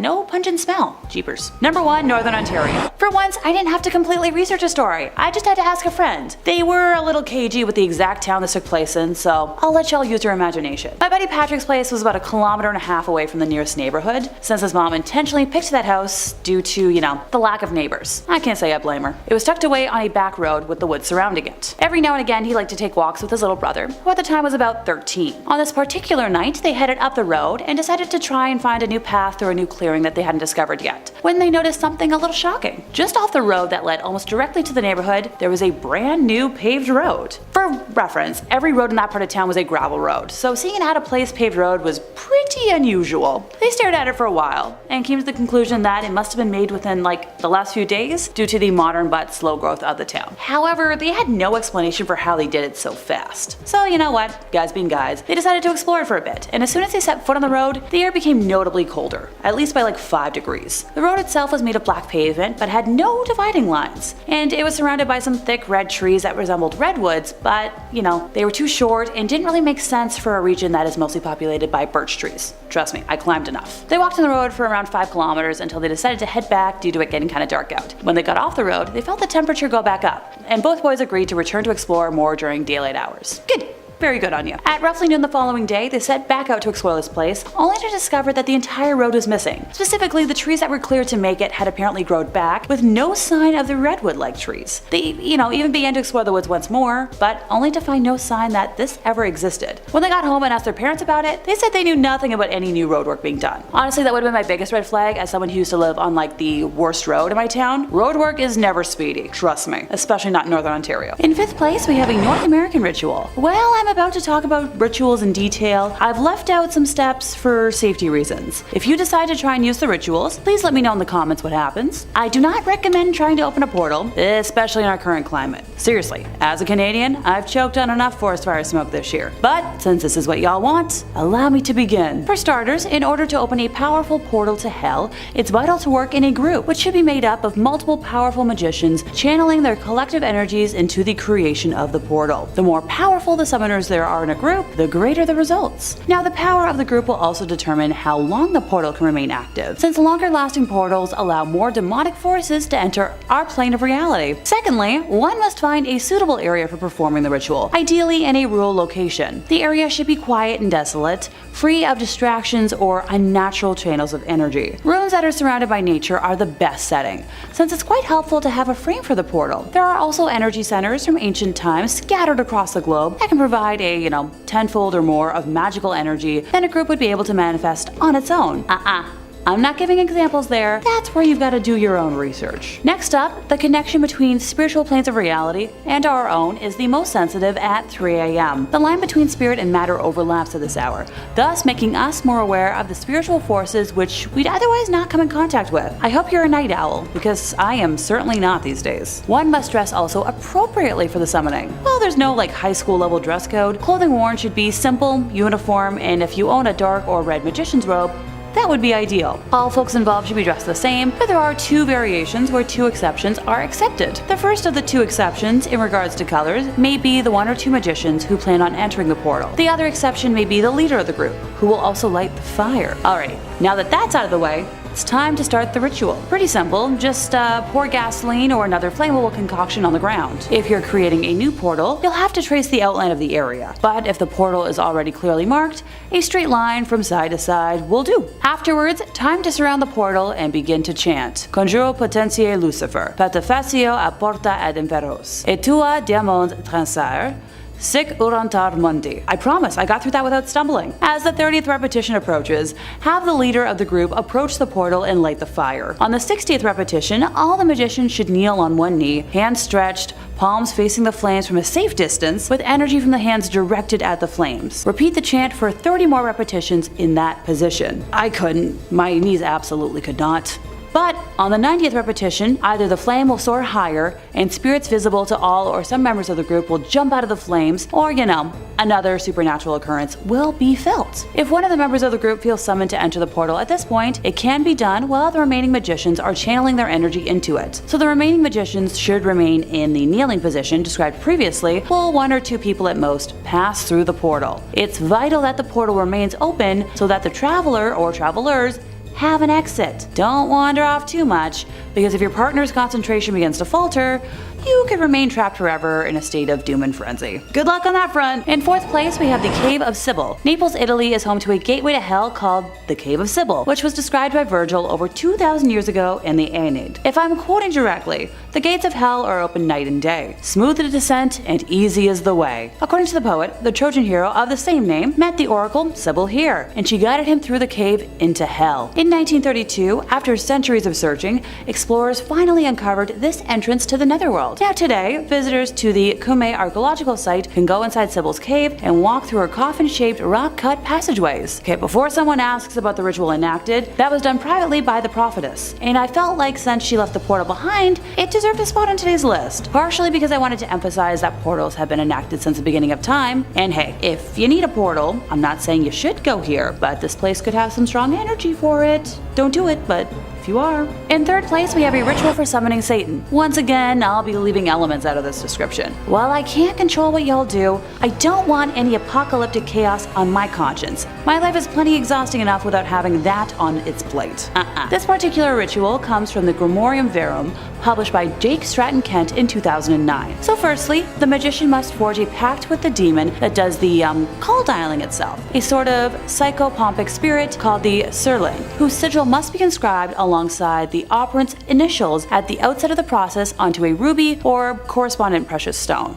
Ooh, I love rubies. So this amulet is to be worn inside the magician's breast pocket or on a necklace at all times. Essential to operating the Verum is a calendrical convention drawn from Hermetic astrology that utilizes both the planetary hours and assigns a spirit to each particular day of the week. So this dictates that the construction of most of the tools for the ritual are to be done at dawn over the course of a few weeks during a time when the moon is waxing. So unlike the ritual I kicked off today with, this one is much more time consuming. The actual ritual of summoning must be done at an appointed time, depending on the properties of the demon. So to compel the dark host, the magician must cut a branch at dawn from both a virgin elder tree on the day of Asaroth and hazelwood on the day of Surgat, inscribing upon them the seals of the demons Fremost and Klepot, to be fashioned into wands of evocation and divination, respectively. Similarly, the materials for the signing of the pact are to be purified and consecrated at dawn, also on the day of Astaroth. The Verum conveniently includes instructions for the consecration of a ritual stabby implement intended to sacrifice a goat, as well as its scanning, scraping, stretching, and curing into parchment upon which the demon sigil will be copied. The writing of the contract on the parchment, including the copying of the sigil of Surlin, the demon seals, and the drafting of all legal agreements, is to be done at dawn on the day of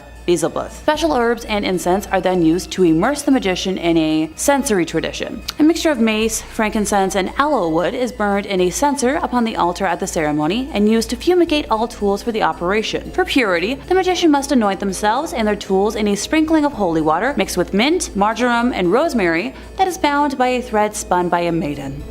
The setting of the ceremony demands a magic circle that should be roughly 9 feet in diameter and must be drawn with a stabby implement, consecrated at dawn on the day of Silkard, and drenched in red mole fluid and juice of pimpernel. Within the circle's center, the magician is to draw the triangle of evocation, upon which is set the ceremonial altar. The ritual itself prescribes a rite of sanctification, using the wand to mimic alternating flail lashes, and a recitation of personal exhortations. Then, after a series of prayers used to elevate the operant's magical authority, the spirit is to be called forth. After chanting an incantation of barbarous names,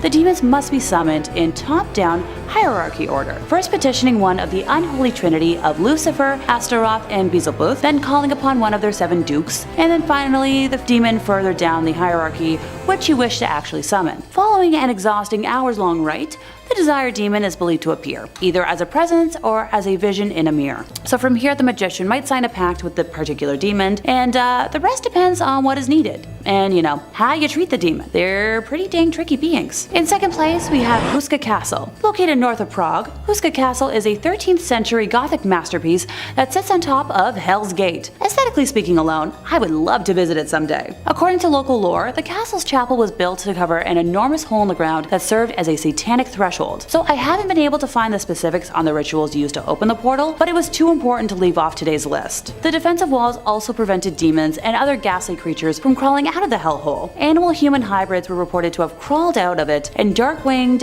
otherworldly creatures flew in its vicinity. Legend has it that when construction began in the castle, all the prisoners that were sentenced to death were offered a pardon if they consented to be lowered by rope into the hole and report back on what they saw. So when the first person was lowered, he began screaming after a few seconds, and when pulled back to the surface, he looked as if he had aged 30 years. He had grown wrinkles and his hair had turned white. Ugh. May I recommend trying to find a modern-day Buffy? She'd be anyone's best bet for closing a hellmouth. During World War II, the bad German guys occupied the castle until 1945. The Yahtzees were said to have conducted experiments and summonings into the occult. According to one source, locals were certain that they had been using the powers of hell for their experiments. So Houska Castle is still considered haunted, and many tourists have reported seeing headless horses and demonic winged beasts lurking in the halls. And finally, in first place, we have the Ouija board recovered from the Donovan household. Yep. Ouija boards count as demonic rituals. I repeat, as always, leave the stupid things in the store or wherever you found them. Not worth it. Patty Donovan was simply a lonely teenager who thought the board could find her a friend, and it found her a manipulator. She spent months falling in love with a spirit she believed to be in love with her, telling it secrets about her everyday life, becoming emotionally dependent on the spirit. So on the evening of March 2nd, 1974, Patty pleaded for the spirit to manifest. Yeah, the next morning, her father, Theodore Donovan, found the spark plug wires pulled out, the rubber hose unfastened, and the fan belt cut when he attempted to start his car. Not much later, Patty attempted to start her car, and it was discovered that the internal engine had been completely disassembled. That week, other incidents of apparent vandalism occurred around the Donovan house, and Patty could no longer raise her invisible boyfriend on the Ouija board. Night after night, she tried to communicate, but the planchette would simply slide over to goodbye. She had no idea that her ethereal boyfriend had actually manifested in the form of a supernatural vandal. By the second week of March, material damage to the house and cars had become so troublesome that Ted complained to the police. When they arrived, he pointed out the destruction done to garden plants and shrubs, the exterior of the house, and the apparent intrusion into a locked garage to puncture tires and tear engines apart. Before leaving, the policeman assured Ted that they'd keep an eye on the property during night patrols. Later that second week, after work, Ted and his wife Ellen were sitting in the kitchen with their son Brian when all three heard something smash against a wall somewhere inside the house. And after investigating, they found a gaping 18-inch hole in the plasterboard wall inside Brian's room. Just as upsetting was the fact that the jagged edges of the plasterboard were pointing inwards, with the blow coming from inside the walls. The house was further plagued by loud noises every night that only escalated in frequency and volume, along with further unexplainable damage to the walls. On April 1st, furniture began to levitate, with a 250-pound dresser flinging its contents while flying erratically. Rocks had also begun to rain from the sky, pelting only the Donovan house, which the police bore witness to. Ted eventually broke down at work and explained the horror of his home to his supervisor, who urged him to reach out to our favorite people, Ed and Lorraine Warren. So Ted instead tried moving his family into a hotel first, and the spirits followed the family there, destroying the room and making so much noise that the family was thrown out of the hotel and forced to return home. Finally contacting the Warrens, they arrived in Maine as quickly as they were able to, and oh my goodness. Lorraine said nothing, although at the time she sensed in the home the presence of entities so numerous and threatening that she had to fight with herself to keep from going back outside. After a lengthy tour of the house, Ed and Lorraine conducted an interview with the entire family, where Patty's history with the Ouija board was revealed. The Warrens then contacted the Catholic Church to begin the process for an exorcism to be granted, which sadly took about a month. The family experienced many more unexplainable horrors during that time. After the exorcism took place on May 2nd, the family was finally free of the demonic torment, but left with over $5,000 in damages, which would be over $30,000 in today's money. Number 5 on this list is the closet game. This is a game where you can make it so that your closet is forever haunted by a demon, because apparently this is desirable to some people. In fact, the entire point of the game is to simply summon a demon. It's very simple, and you won't need a whole lot of things to make it work. First things first, you're gonna need a closet, and this is where you're gonna be summoning your demon and where it's going to stay for the rest of your life, assuming that you perform the ritual properly. You are also going to need a box of matches. Get your matches and head to the closet. Now you need to make sure that all the light in that room that your closet is located in is off. Having any light around will interrupt the ritual and it won't work. Get inside your closet and close the door. You should be in complete darkness at this point. Take one of your matches and hold it up to your face. Don't light it yet, just have your match there and ready to go for when you do need it. Now say the following words: "Show me the light or leave me in darkness." Those are the words, and once you say those, you should begin to notice a serious presence in your environment. You will start to hear whispers as if somebody is standing behind you and whispering in your ear. The second that you hear that, and this is very important, you have to light your match immediately. It's said that if you don't light it quickly enough or at the exact right moment, then the demon that you have just summoned to your closet will grab you from behind and pull you back into the darkness. Now, assuming that you did light your match okay and you haven't been pulled straight back to hell, then the whispers should stop and now you can safely exit your closet. However, now your closet is literally forever haunted by that demon. So yeah, this is gonna go on the should never perform list for me, because literally best case scenario is that you survive the ritual and now you just have to forever fear going and getting clothes from your closet. Number 4 on this list is the 11-mile game. This game is actually done in your car or on your motorcycle, so a little change from our standard get in a room and turn the lights off sort of ritual. That being said though, it does have to be performed at night, and you also have to be alone in your vehicle. You're gonna have to take your car out into the woods, drive down the wooded roads, and keep your mind open. Eventually you will come upon a road, and you're gonna have to recognize that this is the 11-mile road. There isn't going to be any bright flashing neon signs, so that's where your intuition has to come into play. Once you turn down the 11-mile road, there is no going back until you finish it, so ready yourself and then begin your drive. You have to make sure that your radio is off, same with your phone, and also have all your doors and your windows shut. As you're driving,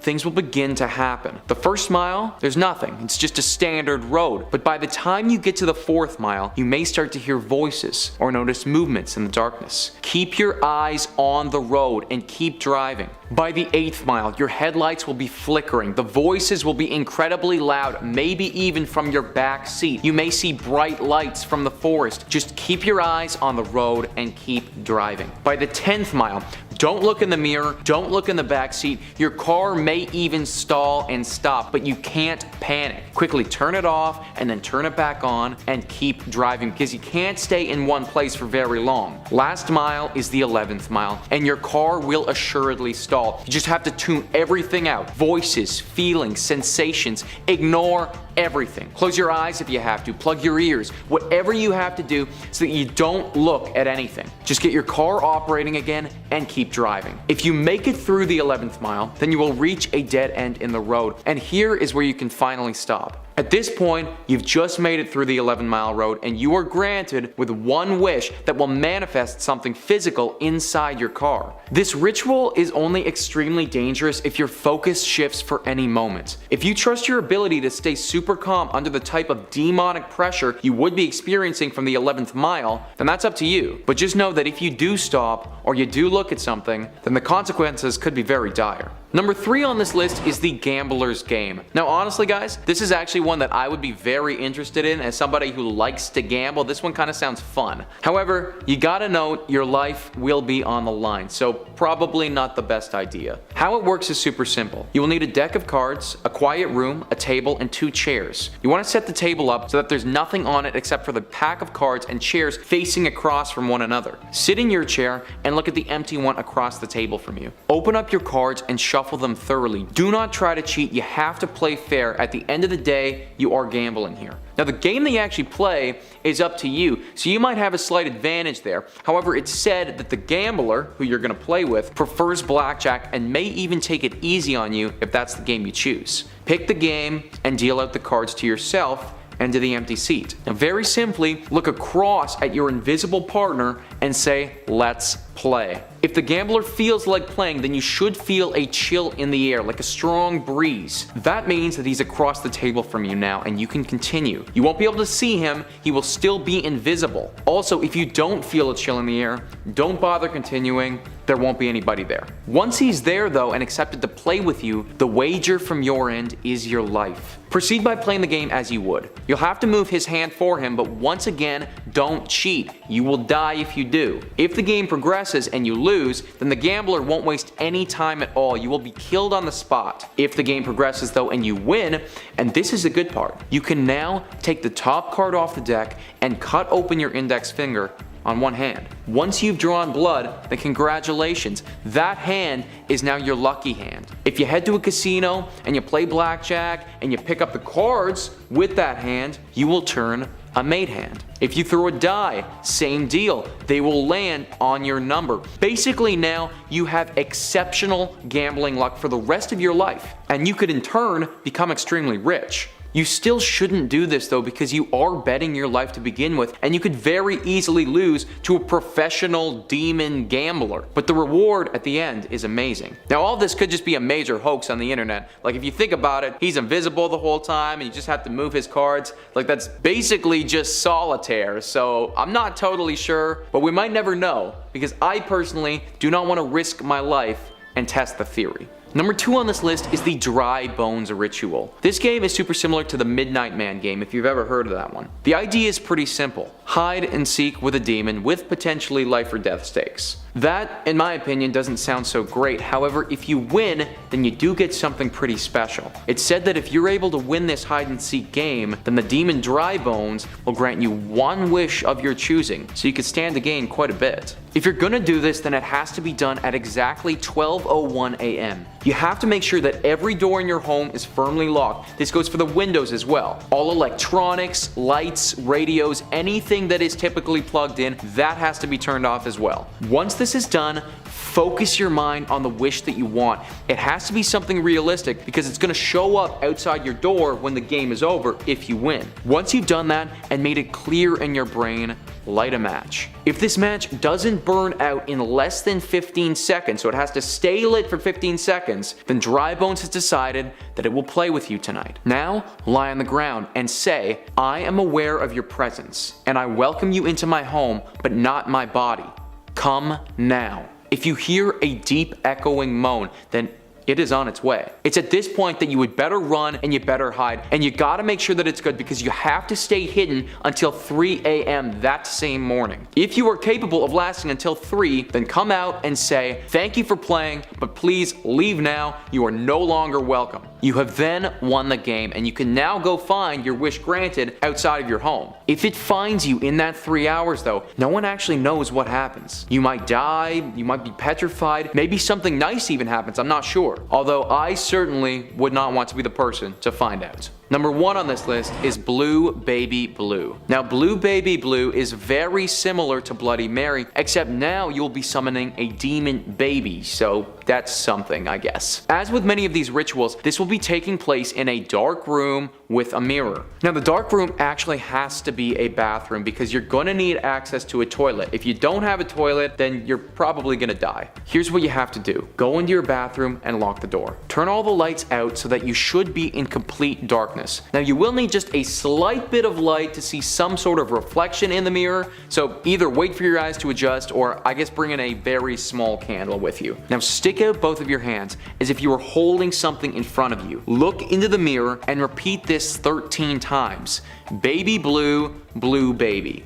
That's 1. Do that 13 times without fail, which is actually kind of hard. Baby blue, blue baby, baby blue, blue baby. Yeah, that would be difficult. But if you make a mistake and trip up on your words, then it said that it won't work. So you're gonna have to start again if you do that. If you do make it through that part of the ritual, then in your outstretched arms, you should feel a weight has just formed. You won't be able to see it, but you will very clearly feel that you are now holding a demon baby. Now you have to make sure that that thing is far away from you because if it's close enough, then it's gonna scratch, it's gonna claw, it's gonna rip out your hair. It's not a pleasant baby. After a little while of feeling the weight in your arms and hopefully it not clawing the crap out of you, you're gonna start to hear crying coming from inside your head. This is your cue to take the baby, drop that thing in the toilet, and flush it out of here. It's said that if you don't do that part fast enough, kind of similarly to our previous example with the matches, then you're gonna be in trouble. If you wait a little bit too long, then a hideous looking woman is gonna appear in the mirror. She's gonna stare straight at you and yell,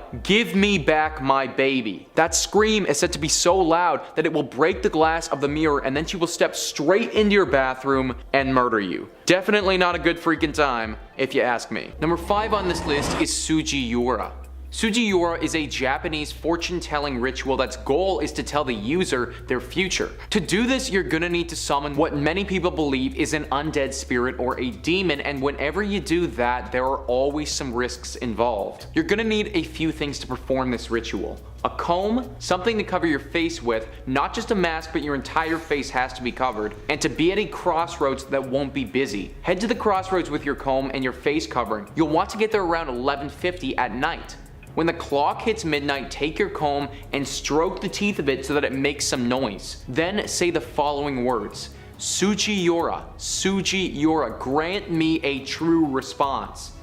Now wait, it may take a little while, so you have to be patient. If nobody approaches the crossroads or someone you know approaches the crossroads, then sadly the ritual did not work and you can go home. If a stranger approaches though, then it did work, and you have just summoned an undead spirit. Once you see them in the distance, immediately throw your face covering on. When you feel their presence beside you, kindly ask them to tell you your fortune. They should do so and you will receive an insight into what is to come. The thing about fortunes though is that a lot of times you're not gonna like what you hear. We always have these lofty expectations that assume life will always be better than it is right now. Well, what if you knew for certain that it's actually gonna be worse and there isn't anything that you can do about it? That's one of the reasons why you shouldn't do this ritual, because knowing what comes can take the meaning out of life. This is also a demonic ritual where you're summoning an undead spirit. It doesn't always go the way that you want it to, and on occasion, people have reported that the spirit that they summoned wasn't the one that they expected. Similar to how demons can hijack Ouija board experiences,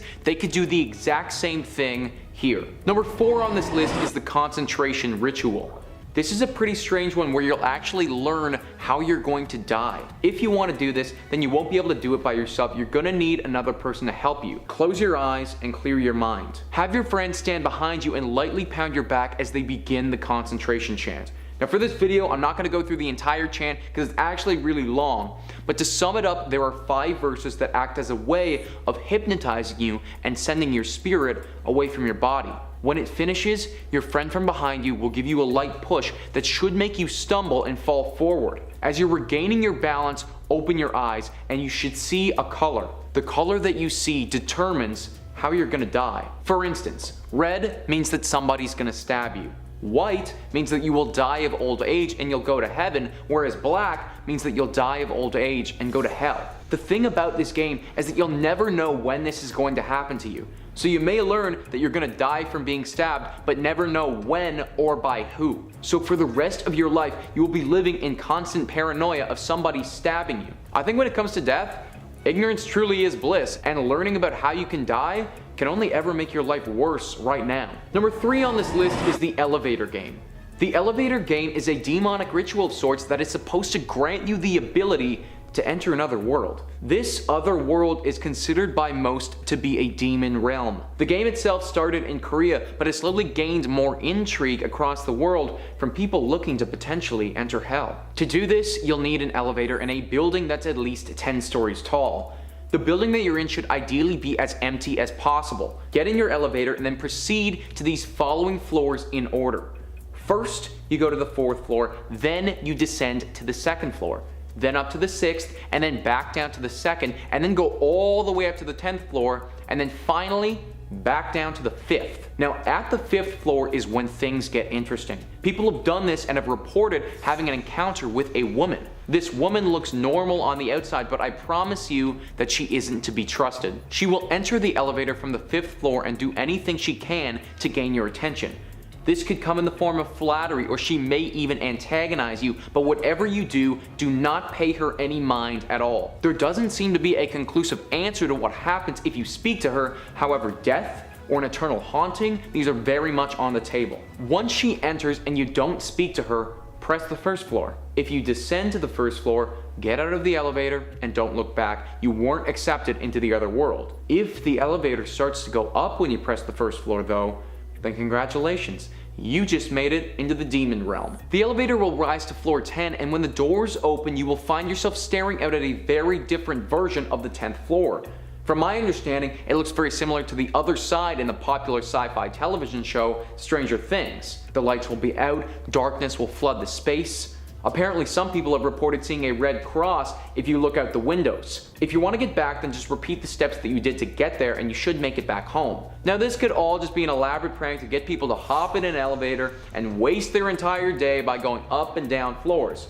Because if somebody hops in the elevator, then you have to stop and do it all over again. However, in 2013, a Canadian student died in an elevator, and when people watched back the footage, she was acting very strangely in the elevator prior to dying, almost as if she was being possessed. None of these rituals are an exact science, and anytime you attempt to go to another world, expect there to be some potential consequences. Number 2 on this list is the 3 Kings. The 3 Kings is a ritual that should transport one person to an unknown dimension where they may get clarity on their past or future. Now for this ritual, you're gonna need a lot of things to make it work. A room without any outside light at all, a candle, a bucket of water, 2 sizable mirrors, an alarm clock, 3 chairs, a cell phone, and a friend that you trust. Yeah, I know, it's a lot of stuff. At around 11 at night, start setting up your ritual. Set up the chair in the middle of your room facing north and put the other 2 chairs next to it facing the same way. Take your mirrors and put them sitting in the chairs facing outwards. Have the bucket of water close by your chair. Now once all of this is done, it's time for you to go to sleep. Sleep until 3:30 a.m. in the morning. You must wake up precisely at that time and then head over to that room. Close the door and sit in the middle chair with your candle now lit. You should have your friend waiting outside of the door of the room that you're in. Now, if all of this has been done correctly, this is when you should start to hear some voices. They'll be coming from the mirrors on either side of you, but it's very important that you do not look at these mirrors or make eye contact with whomever is speaking. You just have to keep staring ahead and try to stay calm. One of these voices will be the fool and one will be the queen. You in this scenario are the king. Being the king, you are allowed to ask questions that you would like to be answered. One of these beings will answer the questions. The problem is that you're never going to know who is who. The queen will tell you the truth, whereas the fool will lie to you. Not knowing who is who and having no way to find out makes it very difficult to discern the truth to these questions. Sometimes they may even respond to your question with one of their own, in which case you're obligated to reply. You will be able to speak to these beings for 1 hour, and right as that hour is up, your friend on the outside needs to get your attention. They should knock first, then try to call you. If you haven't responded to either of those, they need to come inside and throw the bucket of water on you. You may not respond to any of these initially because it's said that this ritual can bring you into a very deep trance. A trance that makes that hour you're sitting there feel like an eternity. An entire lifetime where you're stuck in your own mind sitting in that chair. Considering you don't even know if these answers are true or not, the risk is just not worth the reward for this ritual. Number 1 on this list is the corner game. This may be classified as a game, however it is basically a summoning ritual to bring a demon or ghostly spirit to our world. You can't perform this one on your own. You're going to need to have 4 people in total if you want to do this. You're also going to need access to a house without anything living in it other than you and your 3 friends. Turn off all the lights in your building or your home except for the ones in the room that you've chosen to perform the ritual. This room that you've chosen to do your ritual in, it has to have exactly 4 corners. Can't have any more, can't have any less. Head into your room and speak your name 3 times as you enter. Now before you enter the room, you'll have chosen a speaker. From here on out, after you've said your names, they are the only person that's allowed to say anything. Once you're inside and you've all repeated your names, close the door and turn off the lights. Everyone has to go to a corner of their choosing now and face into it with their backs to the center of the room. The speaker will then count to 3, and after they have done so, everyone has to move to the next corner of the room in a clockwise direction without looking at the center of the room. Do this exactly 4 times so that you end up in the same corner that you started in. Once this is completed, you will feel the presence of a figure in the center of the room. This is the demon or ghostly spirit that you've just summoned. Now what's kind of ridiculous about this is that you've just summoned this being, but you're not actually allowed to turn around and look at it.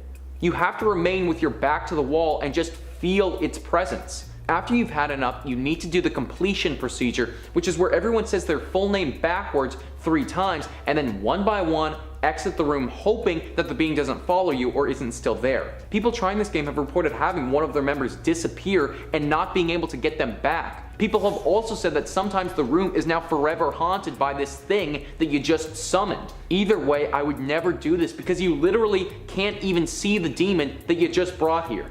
You go through all of this trouble, risk your life to just stand with your back to the room, staring at a corner. Not really my idea of a good time. Number 5 on this list is the Red Book Ritual, or also called the Game of the Red Book.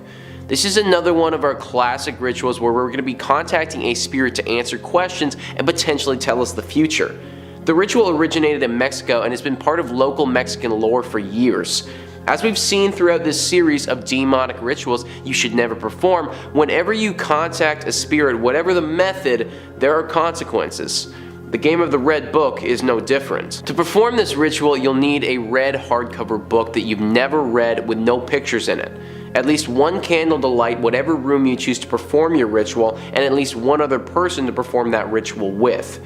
Head into your room with your partner or group of people that you're going to be doing this with and sit either across from one another or in a circle surrounding the book. Light your candle and have it be the only light in the room. Whoever wants to go first, grab the book, place your palm on the cover of it and say, "Red Book, can I enter your game?" Then, with your eyes closed, flip to a part of the book and put your finger on that page. Open your eyes and read the sentence. If this is a positive sentence, something you'll need to interpret, then you can play the game. If it's a negative sentence, then you're either not permitted to play or you're going to need to try again. Assuming that it's positive, you can now ask a different question to the red book. Repeat the process that you just did, and the spirit on the other side should guide your finger to a sentence in the book that will answer your question. This ritual doesn't seem too dangerous, however there have been stories of people going missing after this game, or the red book not allowing you to stop playing the game, and if you try to leave, bringing on dire consequences. Number 4 on this list is the picture game. This is a demonic ritual where the goal is to capture a ghost or a demon on camera. For this to work, you're going to need a wide array of unique items. Some string long enough to make a circle out of it, scissors, a small mirror for you and every person who intends to partake in this ritual, a camera with a flash, but it can't be a phone, it's got to be an actual camera, a glass to drink out of, some wine, and a quiet room. Once you have all of these things in place, you and the others doing this will want to start at midnight. Tie your string into a circle and place it in the center of your room. Put your glass in the center of it and fill it with the wine that you brought. Have everybody sit around the circle and place your mirror in front of yourself facing up towards the ceiling. Now that you're in position, grab each other's hands and go around the circle one by one saying, "I trust you." After you've done this once, you can grab your camera. Now one by one, take that camera and point it into the middle of the circle and say, "I caught you," right as you take a picture. The entire group should do this individually 3 times so that everybody has taken 3 pictures. Don't look at the pictures after you've taken them, just keep going around the circle. Now after everybody's done this 3 times, you once again need to go down the circle and say, "It's time to go home." Once everybody's done this, grab your scissors and cut open the string circle. Take the wine outside and dump it onto a patch of earth. This action ultimately ends the ritual. When everything is done, you can look at your pictures now, and it's said that if you're lucky, you will have caught a ghost or a demon in one or a few of them. All of this seems pretty tame, but there are some risks involved, of course. During the process of the ceremony, there have been reports of people in the circle getting hysterical. So much so that they start crying and losing their minds as if they've been taken over by someone else. This can be excruciatingly painful as well, with reports of people clawing themselves until they start to bleed. If you do manage to get through the ritual without a hitch, then you could come out with a cool photo, but it may not be worth it. Number 3 on this list is the Ouija board. I haven't put the Ouija board on a previous list yet because I imagine you're all decently familiar with it, but considering we're on part 4, I think it's time to bring it up. The Ouija board was patented in 1891 and has been a staple in ghost stories for the 125 years that it's been in existence. The Ouija board, or the spirit board as some like to call it, has been paraded as a tool that can be used to contact the dead and speak with spirits. This board was initially made by Hasbro as a toy for kids, but many people nowadays associate it with the work of the devil. Using a Ouija board is quite simple, honestly. The board is typically structured where it has the words yes and no in the top corners. It has the words goodbye at the bottom of the board, and in the middle of it there's the entire alphabet along with the numbers 0 through 9. The board will also come with a planchette, and this is what you'll be using to spell out the answers to your questions. Get at least one other friend and place your hands on this device. Then begin asking simple questions to the board. You'll notice that the board will begin to respond and the planchette will start to move, even though you'll not be initiating the movement yourself. If this does happen, then you have now contacted a demon or a spirit. The problem with this board is that many people try and contact specific individuals, and it truly isn't that simple. A Ouija board is really like a scary dice roll. You may get lucky and contact the spirit of your grandmother who had passed, or you may get unlucky and contact a demon. The amount of stories associated with a Ouija board where things have gone wrong is truly endless. In fact, I made an entire video about it on this channel, top 5 scary demonic messages from a Ouija board. If you want to hear specifics on how crazy this thing can get, then definitely go and check that out. But my recommendation in that video and in this one is to never use one yourself. Number 2 on this list is the Dream of the Dead. The Dream of the Dead is a ritual performed by yourself as a means to hear what the dead have to say. This ritual is a little sneaky. It can only be performed on Halloween, so if you want to do it, then you're going to have to wait a whole nother year to try. To do this, you'll need 4 candles and something to light them with. Salt, an alarm clock, a picture of the person you want to connect with, and a safe place to sleep. You'll want to start setting up your room at around 9 p.m. on Halloween night. Clear the room of any electronics and make space on the floor. Spread your salt in a circle on the ground of the area you want to sleep. If you're sleeping in a bed, then make the circle around the bed. Place the picture you have beneath the pillow that you're going to use. Light your candles in a separate part of the room in a rectangle big enough for you to sit inside. Now that everything is set, you can begin. Go to your rectangle of candles and place yourself inside of it. Close your eyes and think about a group of people that are dead that are now surrounding you. Think about this image and say the words, "On this night of nights, I call the gatekeeper, divider of the realm of the living and the dead, and I demand communion with the peaceful dead." Now, go to your bed and sleep. Once you fall asleep, you should see the person whose picture is beneath your pillow.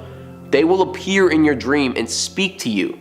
Don't speak back, just listen to what they have to say. The problem with this ritual is that sometimes it isn't that person who you intended, kind of similarly to the Ouija board. People have also reported feeling trapped in this dream, like it's never ending and their whole lives are being spent in this dream, or at least that's what it feels like to them. I think hearing from the dead could be cool, but I personally would not want to risk a harrowing experience with a demon in my dreams. Number 1 on this list is Ceremonies. Ceremonies is a ritual that originated in Spain and is used as a method of gaining information from a dead spirit. Whomst Ceremonies is somewhat up in the air.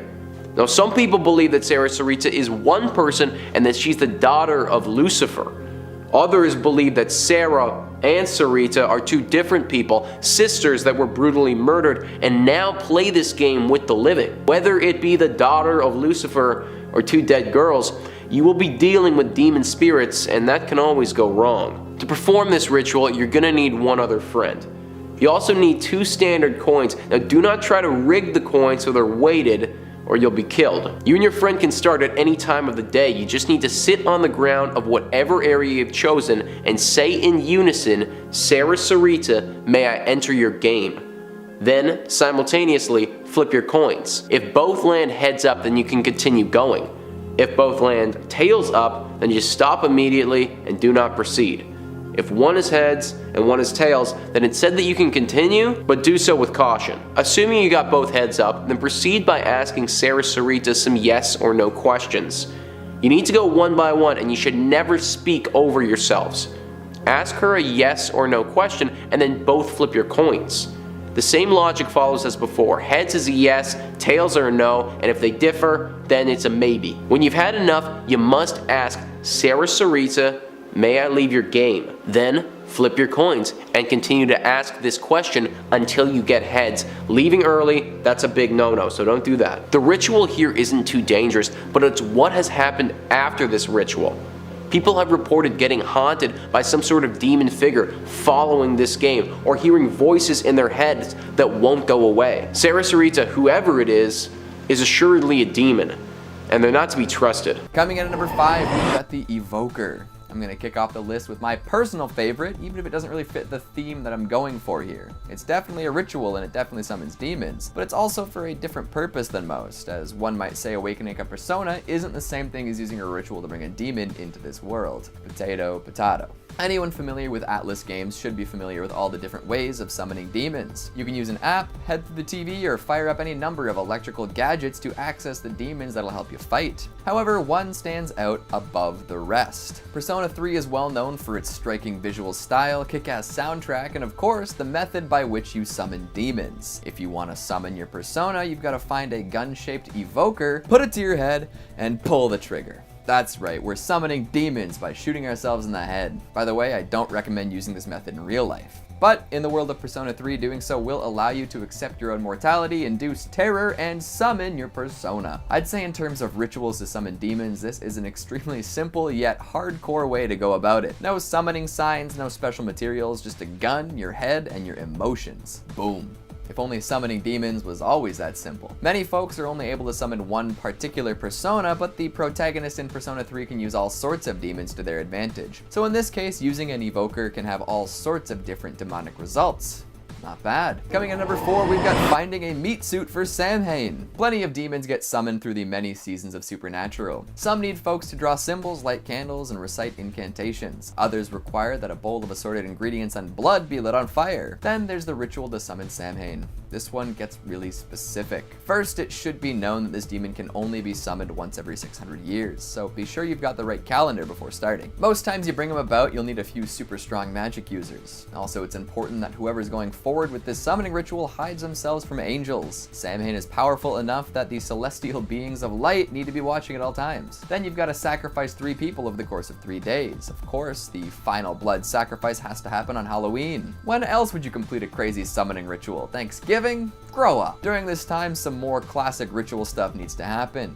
Blood is to be collected in a chalice. An old Celtic incantation is chanted. There are black candles, goat skulls, pentagrams, and special minerals. And this isn't some little piddly summon, it's a crazy one. If you get all the steps right, then the earth will crack and Samhain can arrive, taking full possession of his meat suit. Isn't that a fun phrase, a meat suit? And right back to the Halloween requirement, Samhain is the origin of Halloween. We wouldn't be celebrating the holiday without him. Of course, bringing him to life means that we'll be dealing with a few more ghosts, ghouls, and zombies than usual, but I suppose that is to be expected around Halloween. Coming in at number 3, we've got entering a basement. This just seems to happen in a lot of horror movies, huh? Some folks head on down into a creepy cellar through a hidden door, and there's an artifact waiting there for them. It might be a book, or it could be an enchanted orb.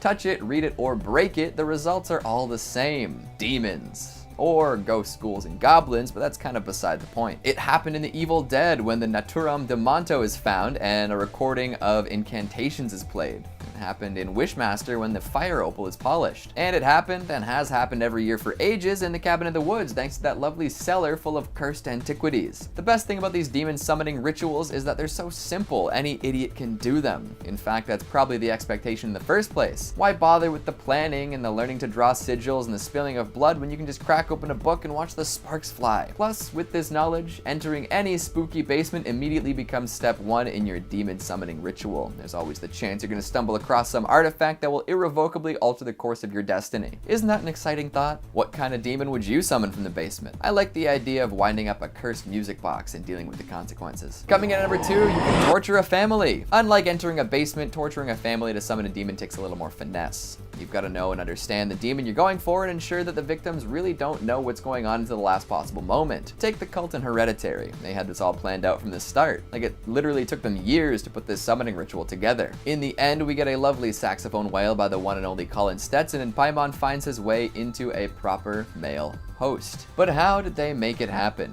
We follow the Graham family for most of the flick, meaning that we're not exactly privy to the details of the ritual. Thankfully, Madeline Aguilar interviewed some witches for the cut to find out a little more. Turns out that Paimon is listed in a Solomonic grimoire, which sort of outlines what he does and how to summon him. A summoner would need to draw a magical circle around themselves and a triangle just outside of it. They've got to be wearing the correct seal and be ready to offer the demon all sorts of stuff upon arrival. Plus, there might even be some additional demon managing involved. If you remove Paimon, who was once considered a king of hell, who was going to cover for him? It's just like real life work, but more supernatural. As is the case in most situations, the movie summoning was a little different from real life summoning, but still, going behind a family's back to switch the souls of their 2 children by decapitating one and possessing the other is a pretty crazy ritual. Then there's the whole nude old people lurking in an empty house bit. That's a little less fun in my opinion, but maybe I'll understand when I get older. Finally, at number 1, we've got revenge. I haven't done any extensive canvassing to find out if this is true or not, but I feel as though revenge is a primary driving force behind plenty of demonic summons. Don't quote me on that, but consider the implications. People want a lot of things. A large automobile, a beautiful house, a beautiful wife, but not everyone's willing to put it all on the line to acquire those things. However, once someone is possessed by a need for revenge, there isn't much that will prevent them from getting it. So if they have to summon a demon and give up their future, so be it. Revenge will be served. A prime example of a revenge-fueled ritual has to be that in the movie Pumpkinhead. Poor old Ed Harley loses his son to some rowdy dirt bikers and swears he'll get them for this. There are no rituals for bringing his son back, but there are rituals for getting revenge. He learns this from the old witch Haggis, who tells him that vengeance comes at a terrible price. Ed is fine with this and uses his son's blood mixed with his own to turn a corpse into the demon known as Pumpkinhead. Thus begins a horrifying rampage fueled by blood, one that can only be stopped by completing the ritual. And the only way to do that is for the man who summoned the demon to die. Ed Harley, who summoned a demon for revenge, realizes that it wasn't the right call. He ends up taking the place of Pumpkinhead in the grave.